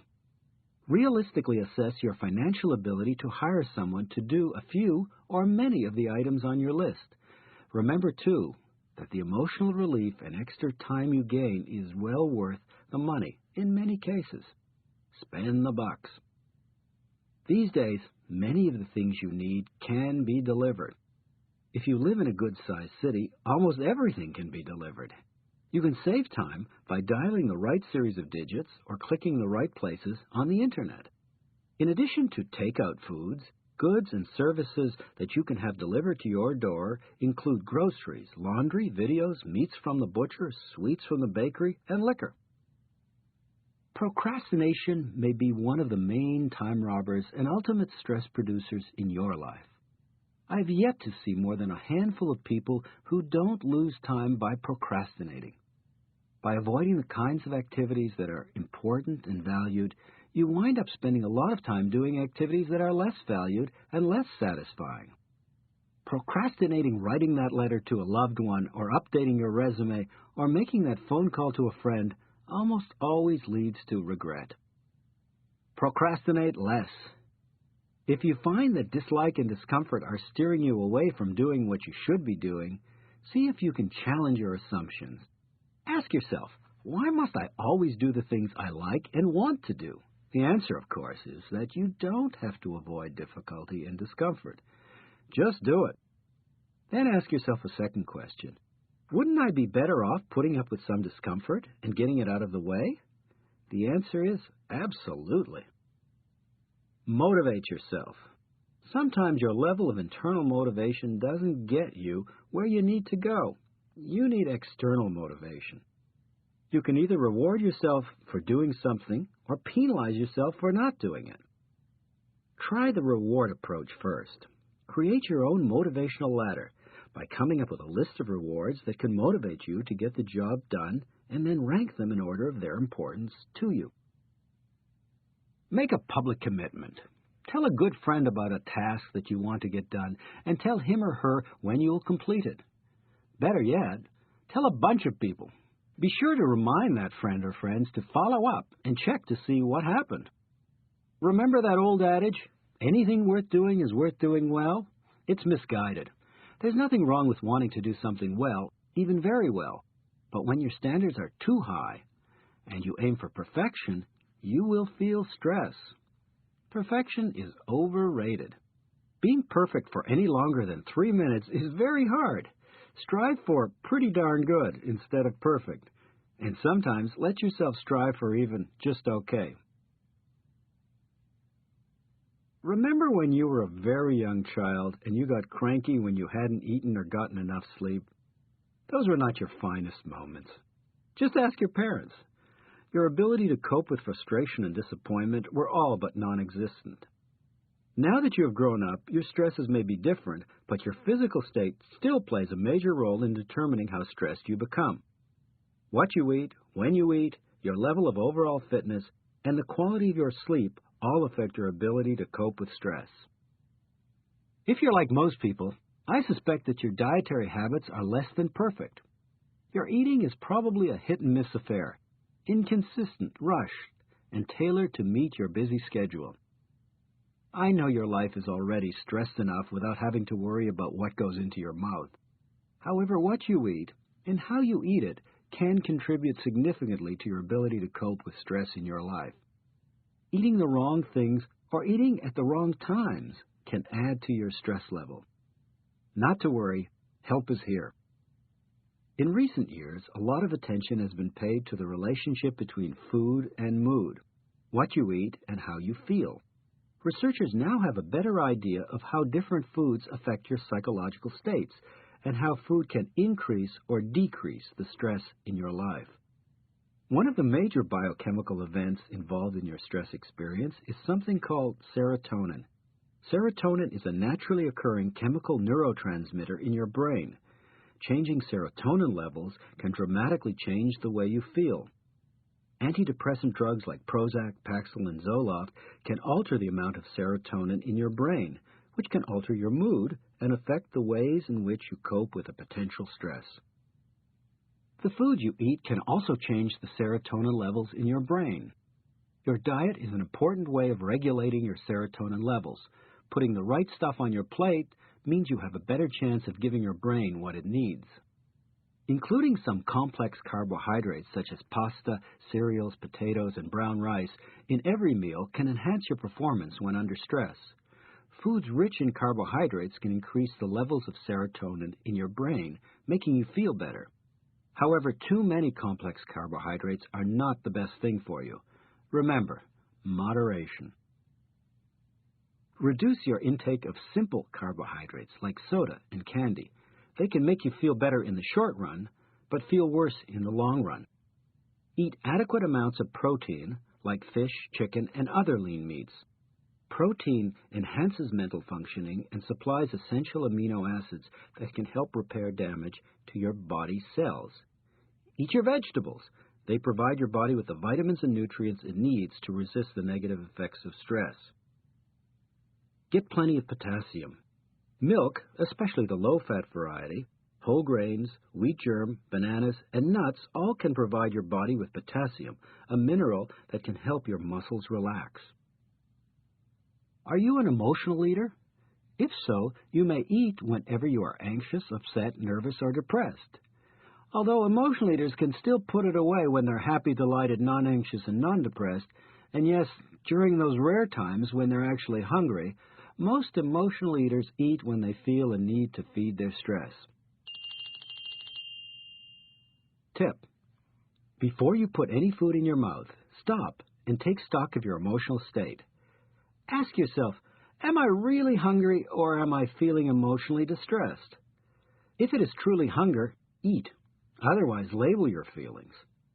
For example, I'm upset, I'm nervous, or I'm a wreck. Simply breaking the stress-eating connection for even a moment can give you a different perspective and an increased level of motivation that can sustain you until you find something a little more redeeming than filling your mouth. Feeling anxious, nervous, stressed out? Need a quick food fix? Snacking, when done right, is an art. Anyone can down a candy bar or a bag of chips and a soda. The real skill is coming up with a snack that not only doesn't add to your stress level, but helps you reduce the stress you already have. Avoid highly sugared treats. They'll give you a boost in the short run, but let you down in the long run. You'll crash. Stick with snacks that have high energy proteins and are high in complex carbohydrates. They'll give you a longer-lasting, sustained pick-me-up. These days, it seems as though more of us are eating out or bringing in already prepared foods. And to be fair, more fast food places have modified their menus to include healthier fare. Still, temptations can run high, and the chances of you falling into some nutritional pothole is more than a little likely. When eating out, you can easily wind up ordering things you later regret. The best thing you can do is be prepared. Before you enter a restaurant, decide what you will order. When the waitress comes, tell her what you want without benefit of the menu. Yes, in the short run it is less satisfying, but you will have fewer regrets later on. You already know how beneficial exercise can be as a way of keeping your weight down, your body buff, and your heart ticking well into the 21st century. What you may not know is that exercise is one of the better ways of helping you cope with the stress in your life. Exercise and sustained activity, in whatever form, can decrease your blood pressure, lower your heart rate, and slow your breathing, which are all signs of reduced arousal and stress. Exercise is a natural and effective way of slowing and even reversing your body's fight-or-flight response. When you exercise, you produce endorphins, which are literally the natural opiates from within your body. Endorphins can produce feelings of well-being and calming relaxation. This positive feeling helps you cope more effectively with stress and its effects. We all recognize that after a hard day of work or taking care of the kids, the chances of your putting on a sweatsuit and lifting weights or completing a 6K run are slim. The good news is, you don't have to. The trick is to find naturally existing outlets for activity that are readily available and easily integrated into your lifestyle and work style. Exercise, cleverly camouflaged as daily physical activity, is all around you. The hard part is knowing it when you see it. Never jump abruptly into a new program of physical exercise. Your head may be ready for change, but your body may need more time to get used to the idea. This strategy becomes all the more important if you've led a rather sedentary life in the past. Check with your doctor first for an official okay, and then begin slowly, gradually adding more time and effort to your workout. Park your car a little farther from your office and walk the rest of the way. Use your TV time effectively. While you are watching TV, do some sit-ups, jumping jacks, push-ups, or stretches. Walk away from your stress. As an exercise, walking has always had wimp status. But if done consistently and for sustained periods of time, it can be a terrific way of staying in shape. Walking is a great way to clear your head and calm your mind. Tip: take a mini walk or two during your day. Your walks can be as short as down the block to the corner store or a lap around your office or house. Do something you like. I was on the swim team in high school, but even though I was pretty good, I really disliked it. I dreaded the early morning dips in that overly chlorinated pool, and as soon as I could, I dropped out.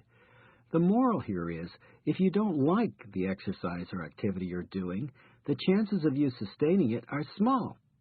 Find something you really enjoy, like a favorite sport, a favorite activity, gardening, bicycling, or inline skating. Become a player. One of the better ways of staying in shape is playing at something you like. You don't even have to be especially proficient at a sport to get on board. Check with your local YMCA or community center for teams forming, and ask at work if teams already exist.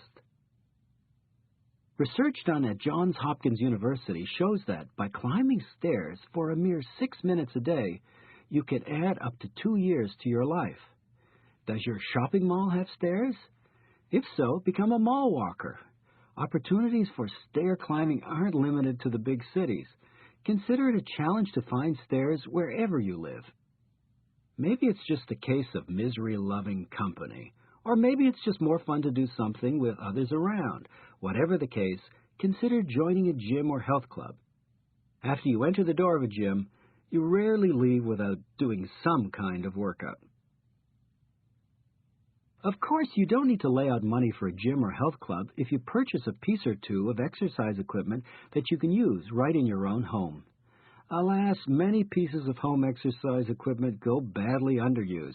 They become places to hang your clothes or serve as dust collectors.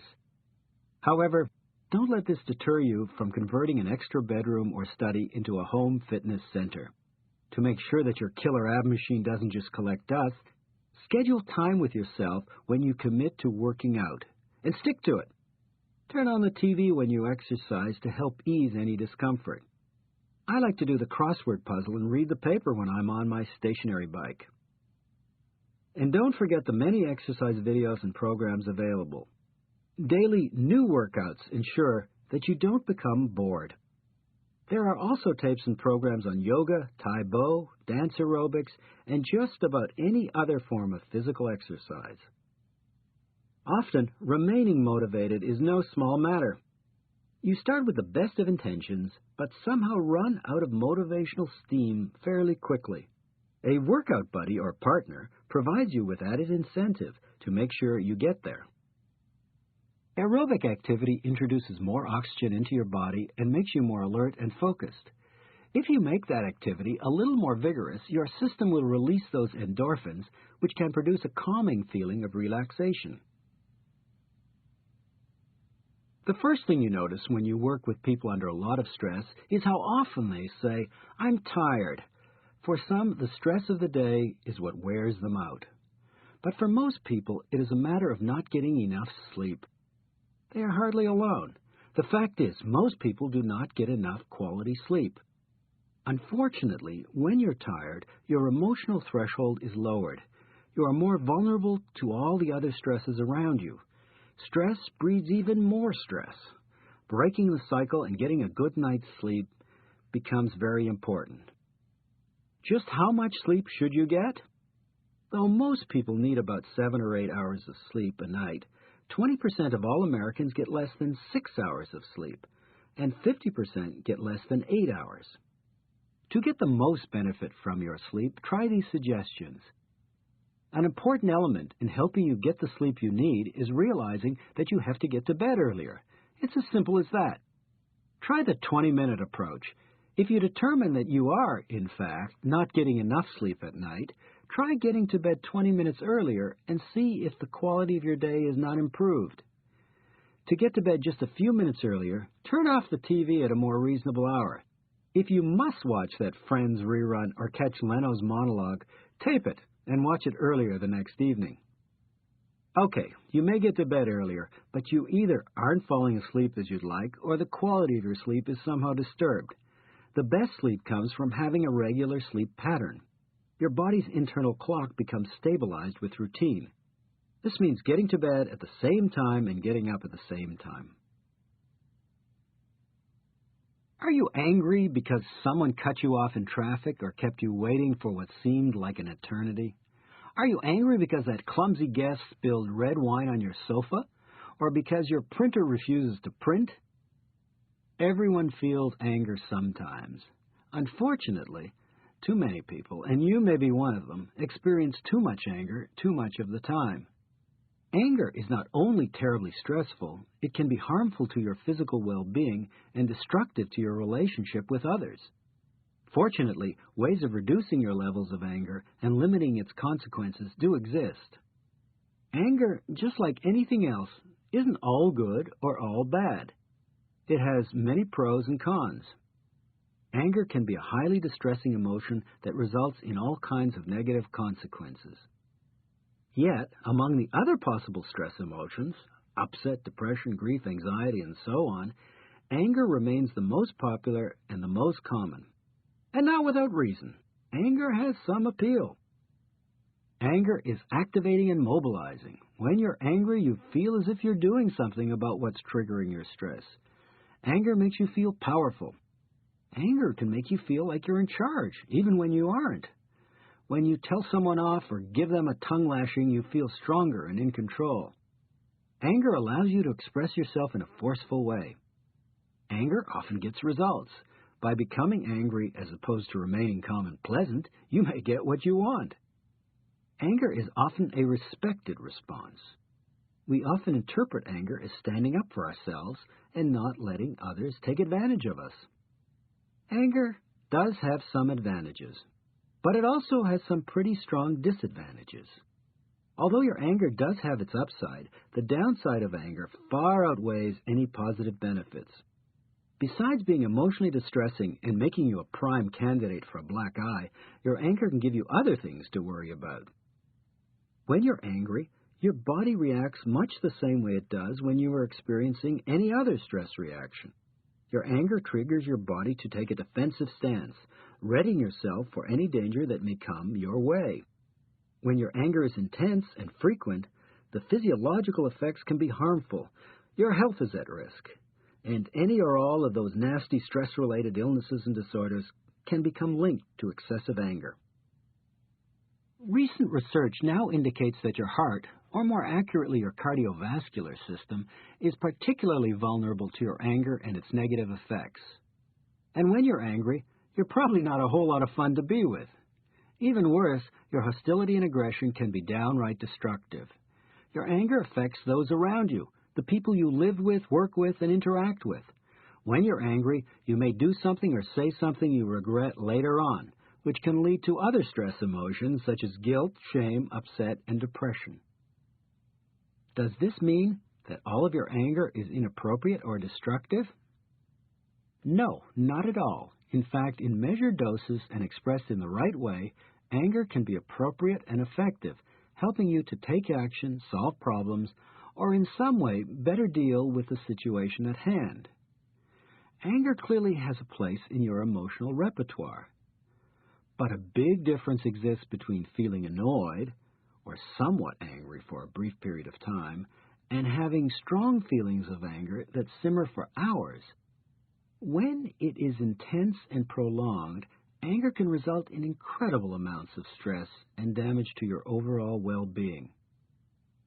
Understanding how you create your anger and knowing how to reduce that anger are the keys to anger control.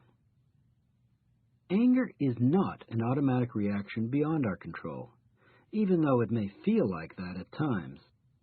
Instead, anger is a response that can be managed.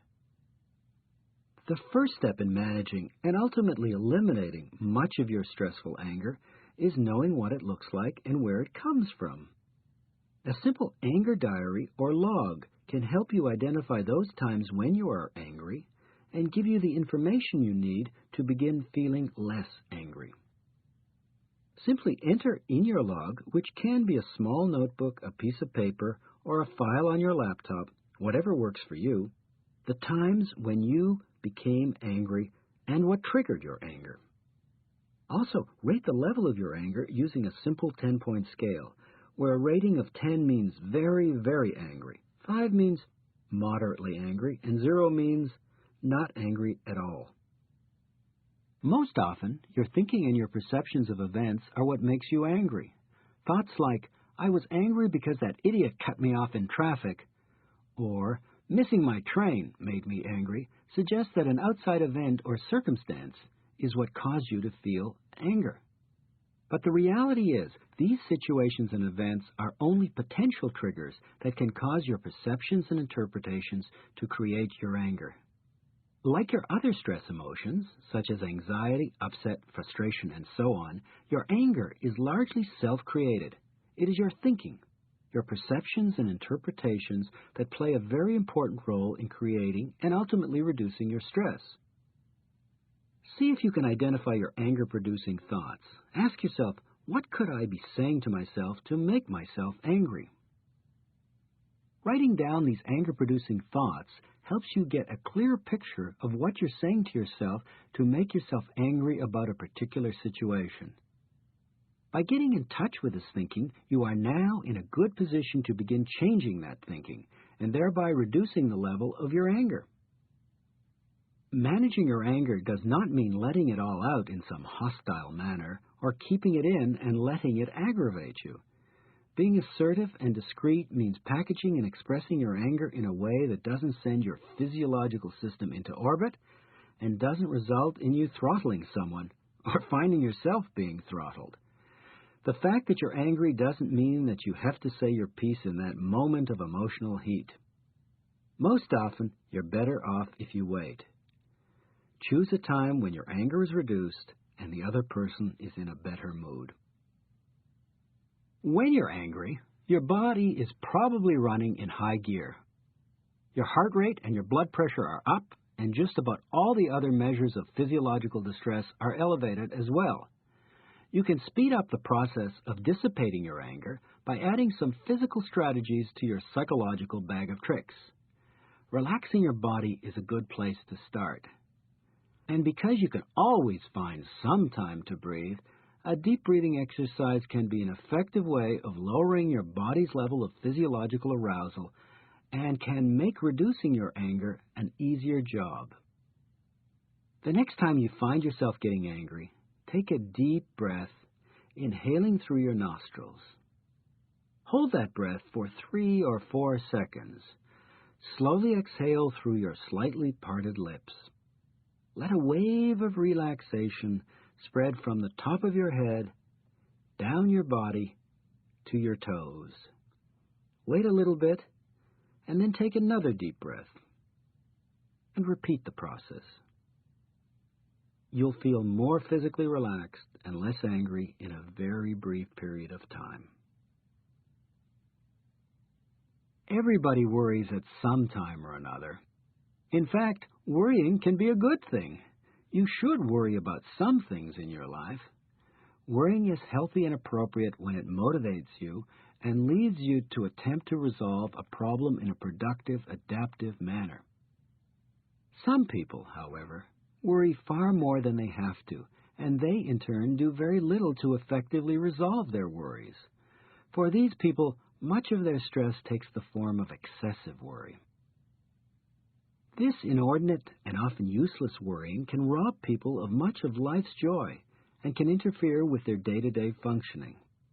And if a person's worrying becomes chronic, it can result in a wide variety of stress-related conditions and disorders. Controlling and managing your own worries becomes an essential part of managing your stress. Worrying is a process that starts when you perceive an event, situation, or circumstance as potentially dangerous or threatening. You think about that situation, at times unconsciously and automatically, and depending upon what you say to yourself about that situation, you create varying degrees of emotional stress. If your self-talk is positive and sensible, your stress level will be lower.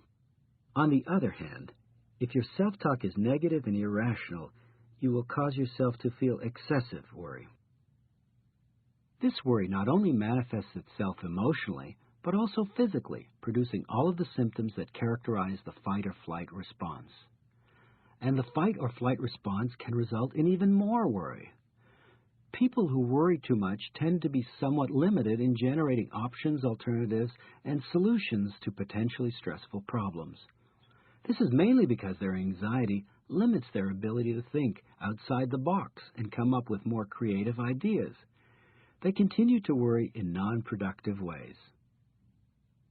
See if you can come up with some ideas and solutions that may resolve your worries, or at least make your worries less troublesome. Ask yourself these questions. What am I afraid of? Is there another way, a more sensible way of looking at this? Am I looking at worst-case scenarios? How likely is it that what I'm worrying about is really going to happen? How would someone else, a good friend or a role model, for example, look at this problem? How would someone who is more of an optimist look at this? What are some alternatives and solutions that I may have missed? Often, when we worry, we really don't allow ourselves to take the worry to a positive and often more likely conclusion. One method of helping you reduce your worry is to use something called positive imagery.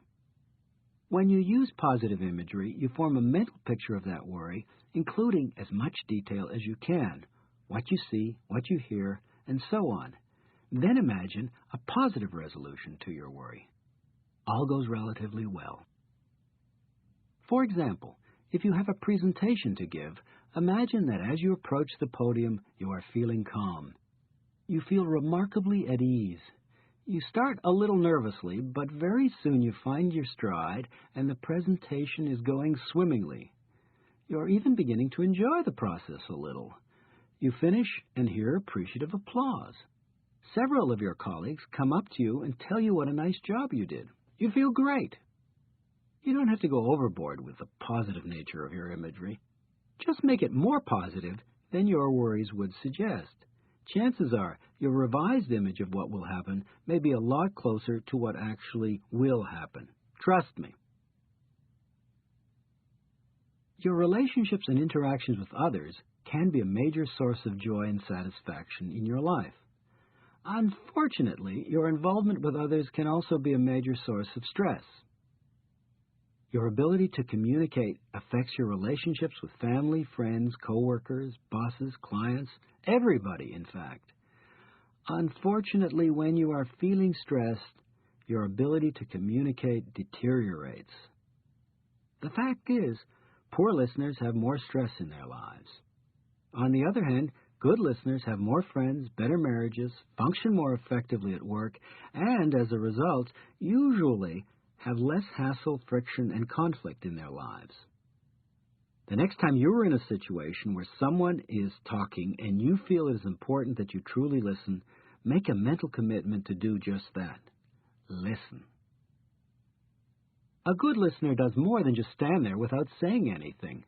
You should be an active listener. Acknowledge verbally and non-verbally that you are listening by responding with a nod, facial expressions, a raised eyebrow, or an "oh really?" or an "I see," or anything that gives the speaker the idea that you are still conscious. If you are far away from the speaker, move closer. Lean slightly towards the person speaking. Look the person in the eye. And uncrossing your arms and legs suggests a more open, verbally receptive stance. This kind of active listening encourages the speaker to share more of his or her thoughts and feelings with you. It creates a feeling of connectedness. When someone else is talking, do not immediately begin formulating your own verbal comeback. Wait to start formulating your replies. Withhold, for at least a while, that brilliant repartee. Do not interrupt. Don't put the other person down. Don't debate. Don't go for a win. In short, don't one-up the speaker. Often when others talk, they are talking about what is going on in their lives. They may be confiding in us or sharing some concern or problem. Upon hearing of a problem or predicament, our natural instinct is to give some advice. Men especially have difficulty not coming up with solutions and suggestions. However, while your ideas may be terrific and right on the mark, it may be that the speaker is not looking for your well-intended advice at this time and would really like just to express his feelings. You can always get back to the person later and ask him whether he'd like to talk some more and listen to some of your ideas. Listening, of course, is only part of the communication process. There are times when you have something to say. What you say and how you say it makes a big difference in terms of the amount of stress that you experience. What does come out of your mouth, and certainly the way it comes out, reflects how you are feeling at the time. If you have had a particularly bad day at work, you may not come home feeling all warm and fuzzy. You may feel angry or upset or worse. And should you be greeted by any new demands or frustrations, your reactions may be less than delightful. You are in danger of feeling and spreading a good deal of stress. As soon as you recognize that your mood has headed south and has real toxic potential, share that information with those around you. Let them know what you are feeling and warn them what to expect. Should you screw up and manage to stress out everyone in sight, all is still not lost. As quickly as you can regain your emotional equilibrium, let the target of your negative fallout know that you are sorry, that it was not him or her that triggered your emotional overreaction, and that you will work hard to make sure that it doesn't happen too often. Having a belief in something greater than your immediate experience can be a powerful force in helping you create inner peace and cope with the stress in your life. We live in a universe that is both mystifying and at times overwhelming. We attempt to give meaning and purpose to our all-too-brief lives. Faith in something bigger, something cosmic, can help us come to grips with the unknown and perhaps unknowable. No one right way exists for finding a sense of spiritual connectedness. For many, this belief may take the form of a belief in God and involvement in a traditional religious system of beliefs. However, your spirituality may take a different form. It may be a belief in a more global, more vaguely articulated higher power or higher purpose. Or it may take the form of a belief in such values as the human spirit, the human community, or nature. Whatever the form your spiritual beliefs take, growing evidence shows that faith can be a powerful stress buffer, enhancing your ability to cope with life's more serious stresses. Faith can help you cope with illness, and it may even help you live longer. A number of studies now document the importance of faith in strengthening one's coping ability. For example, researchers conducting a study in Evans County, Georgia, looked at the stress-reducing effects of regular churchgoers when compared with non-churchgoers. They found that blood pressure measurements were significantly lower for the committed churchgoers. In a different study, in Washington County, Maryland, researchers found that those who attended church on a routine basis were much less likely to die of heart attacks than were infrequent churchgoers. They made sure the results had nothing to do with smoking, drinking, and other variables that may have clouded the results. If you are a follower of a particular religious denomination and have been saying that you would like to spend more time attending services and getting more involved, now may be the time to do that. Again, spirituality doesn't need to involve worshiping in a traditional religious sense. It could be an ecumenical gathering or the Ethical Culture Society. Look around your neighborhood and see if you can find a group that reflects your beliefs and values. Try it out for a period of time, and if you feel good about the place, become a member. Join in on activities, both of a religious nature and a non-religious nature. Attend as regularly as you can. Volunteer for committees you may enjoy or derive satisfaction from.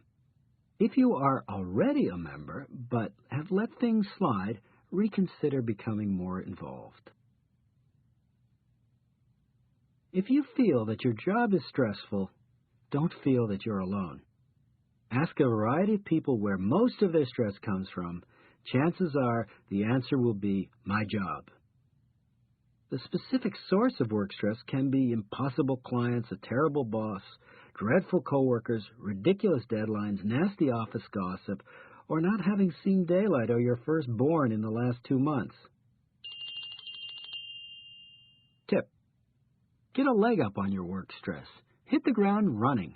Start your day the night before. Get a good night's sleep. And then get out of bed even a few minutes earlier in the morning.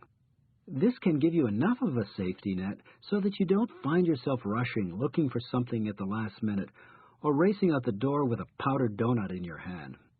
Eat breakfast. When you wake up in the morning, as many as 11 or 12 hours have passed since you last ate.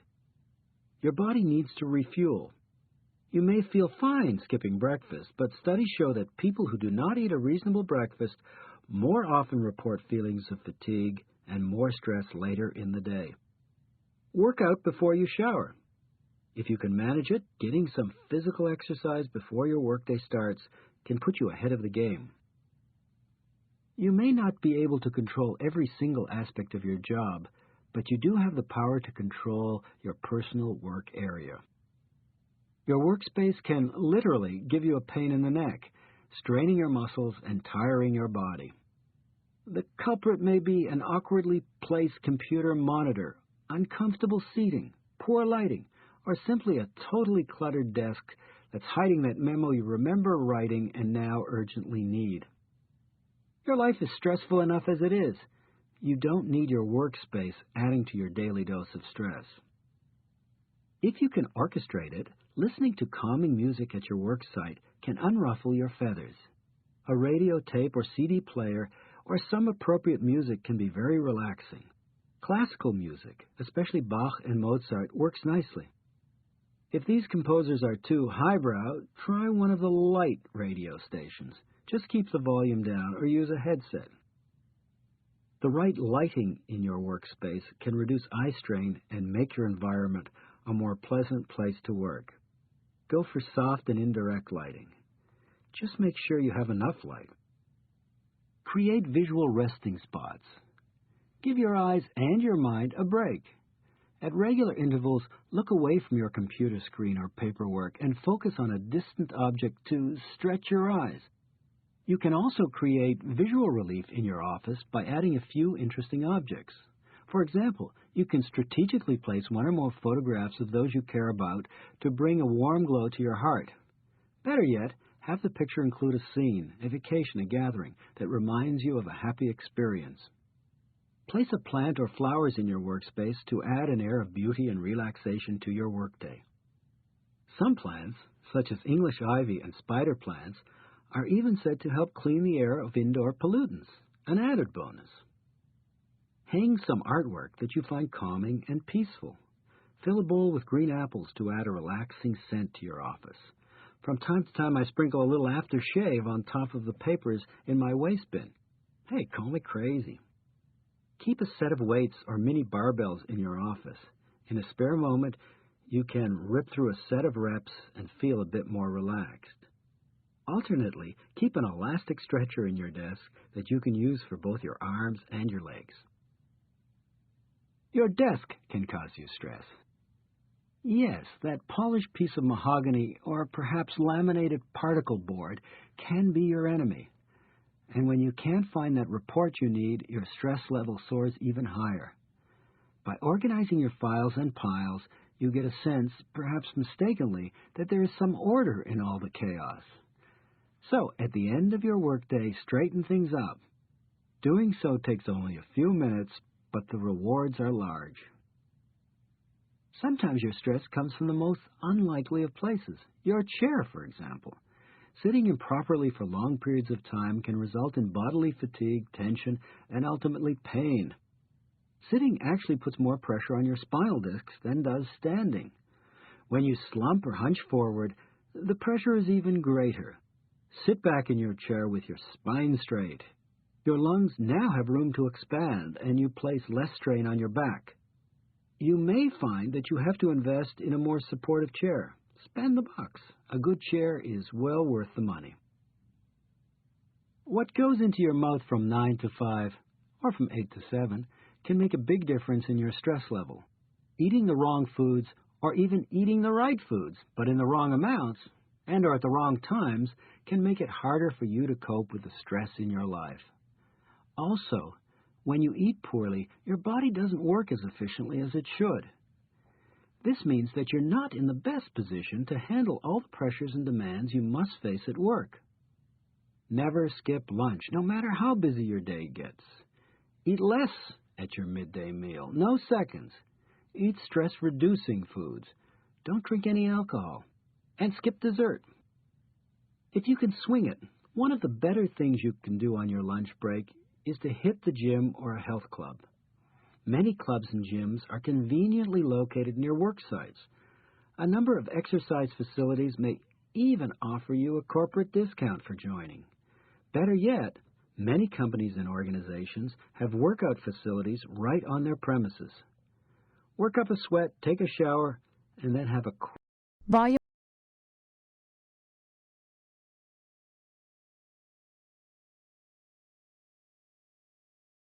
Getting into action.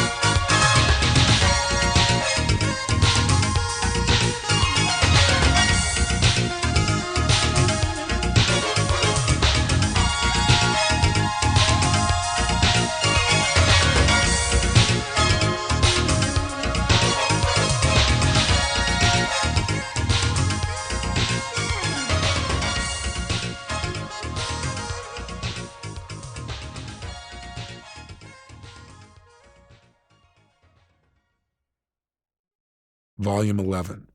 Program yourself for total success. Total self-confidence.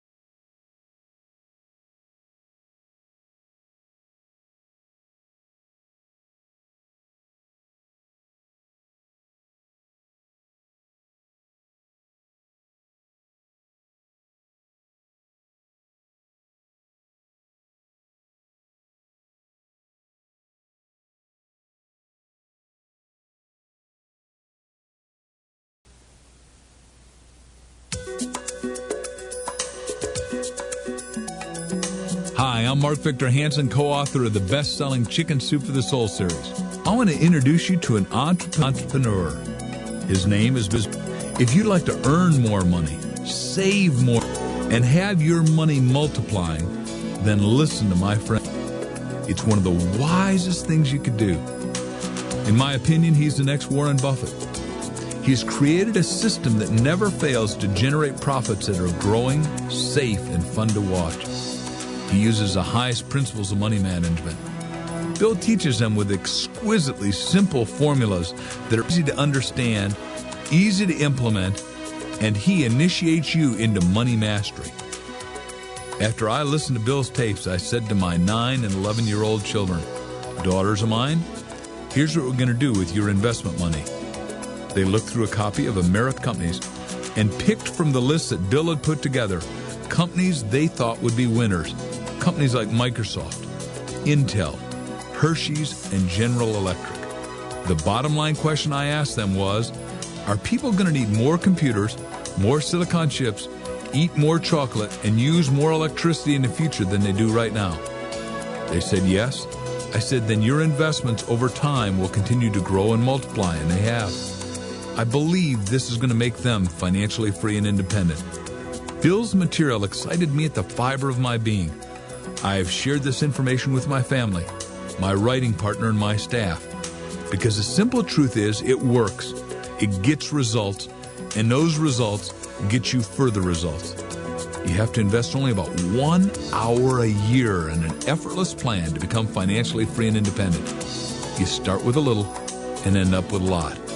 When you put more in, you'll end up with more out. These are wonderful principles of compounding and mastering money management. They're practical, simply communicated, and so well done that anyone can execute them. It is my dream and hope that everyone in America becomes aware of Bill's elegantly simple principles so that America can become debt-free and financially independent. We need to have a brighter, more exciting, and more enriching tomorrow than we've ever had before. And if you really want to compound your good, you listen to these, and then get those that are important to you to listen to these, and then talk about them, keep thinking about them, sharing them, and you're going to get what Bill's about to talk to you about. You're going to get the most important thing of all, lifetime riches. Hello, it's a pleasure for me to be with you today.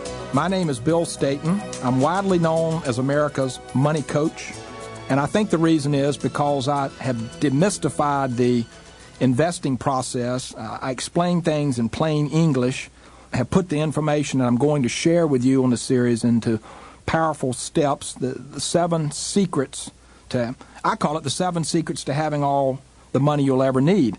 And they're secrets not so much because nobody knows them. They're secrets more because not many people use them or not many people apply them correctly, but they're all built on time-proven principles. They flow nicely from 1 to 2 all the way down to 7. It is quite possible for anyone listening to this, if you're not already a millionaire or well on your way, it is quite possible for anyone in America, unless they're on their deathbed, to become a millionaire if they know what to do and if they do it. If they know what to do and if they do it. I'm often asked at seminars around the country, Bill, what is the biggest risk? What is the biggest risk in your program? And my answer is always the same. The biggest risk is that you hear the information or you see the information and you don't do anything with it. The next biggest risk is that you start, but you don't continue. So those are the 2 biggest risks. Other than that, I believe this as sound, as bulletproof, as conservative, as defensive, consumes very little of your time and energy, takes small amounts of money to get started with. I believe all of that applies to this. I think that's one reason it works so well. I've been in the investment arena now for 3 decades. I've seen every get-rich scheme come and go. And believe me, there is a multitude of schemes. There always have been, not only in this country, but around the world, and there always will be. there are a lot of people who purport to be able to tell you how to become millionaires, multimillionaires, multi-zillionaires, whatever you want to call them, through all kinds of exotic techniques, complicated schemes. And I put those people in what I call the get-rich-quick category. This is anything but get-rich-quick.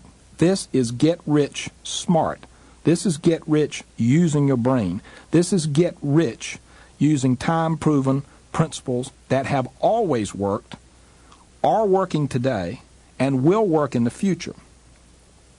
I want to share with you a story about a man named John Jacob Astor, who was born in 1763, migrated to this country, and he came to America with, believe it or not, $25 and 2 flutes.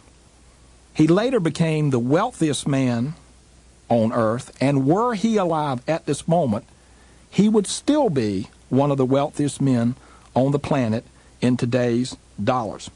He started out in the fur business as a clerk. Then he quickly moved on to work for himself. He exchanged American furs for European fur, and by the 1820s, he had built up the largest fur trading business in the United States. When the government asked its wealthiest citizens to help fund the War of 1812, Astor did his part. Now, he made money while he was doing his part. He paid only 88 cents on the dollar in government bonds. When the fur business began to wane, he coolly sold out and he refocused on his flourishing real estate investments. And he bought lots and lots of lots in the northern part of Manhattan, which at that time was undeveloped. One of the quotes that Astor gave us, one of the secrets, or maybe the overall umbrella for this program, is that wealth is largely a result of habit. Wealth is largely a result of habit. Bad habits produce no wealth. Good habits produce real wealth. And that's what we're talking about in this program today. We're talking about adopting good habits, habits at work, habits that become second nature to us. And we're doing them. We enjoy doing them. They're producing positive results in our family. We're getting the money we need. We have the money we want to enjoy. Everybody, of course, says, well, I want to be rich. And I don't know what your definition of rich is. It's certainly different from mine, and everybody's is different. But I really believe that most people want to have all the money that they need with a little bit of money left over to have what they want. Or said another way, I'd just like to have enough money so I don't have to worry about money today, tomorrow, or anywhere down the road. So that's what we're leading into. This is very exciting, very powerful. It's worked for me and my family. It's worked for my money management clients. It's worked for my personal coaching clients. It's worked for thousands of people across the United States who've been to my seminars. And I'm sharing the gist of all of that with you in one compact program. You can listen to this from the beginning to the end. There will be an accompanying guidebook that will share a little bit of incremental information that we will refer to throughout the series. But I'm very excited to be with you today and to share this information with you. And before we go any further, I think a lot of you may be thinking, I don't know this, I've heard people say it to me, Bill, everybody's a millionaire but me. Everybody has more money than I do. Everybody has more money than me. What am I doing wrong? Well, everybody but you in America is not a millionaire. In fact, there are not nearly so many millionaires in this country as you might suspect. Let me share some statistics with you that I think will bring this further to light. And there are several myths. Myth number one, everybody in America owns. The fact is that nearly 60% of Americans don't own any stock at all, and only 28% of all Americans own as much as $10,000 in stocks. Myth number two, every investor makes tons of money. That is not true. Few money managers ever equal, much less beat the market. The market we're talking about as measured by the Dow Jones Industrial Average or the Standard & Poor's 500, which are the two most popular benchmarks. And a recent study says the average investor lags these indexes by close to 4 percentage points per year. After you finish this, you'll see how you can not only equal but outperform 75 to 85% of all money managers, and instead of lagging the market indexes, you will consistently be ahead of them with less effort and less risk on your part. This is an important piece of information. Myth number 3, everyone's a millionaire. Of more than 100,000 U.S. households, about 1.4 million, which is roughly 1.3% of all the households, own $1 million or more of investable assets.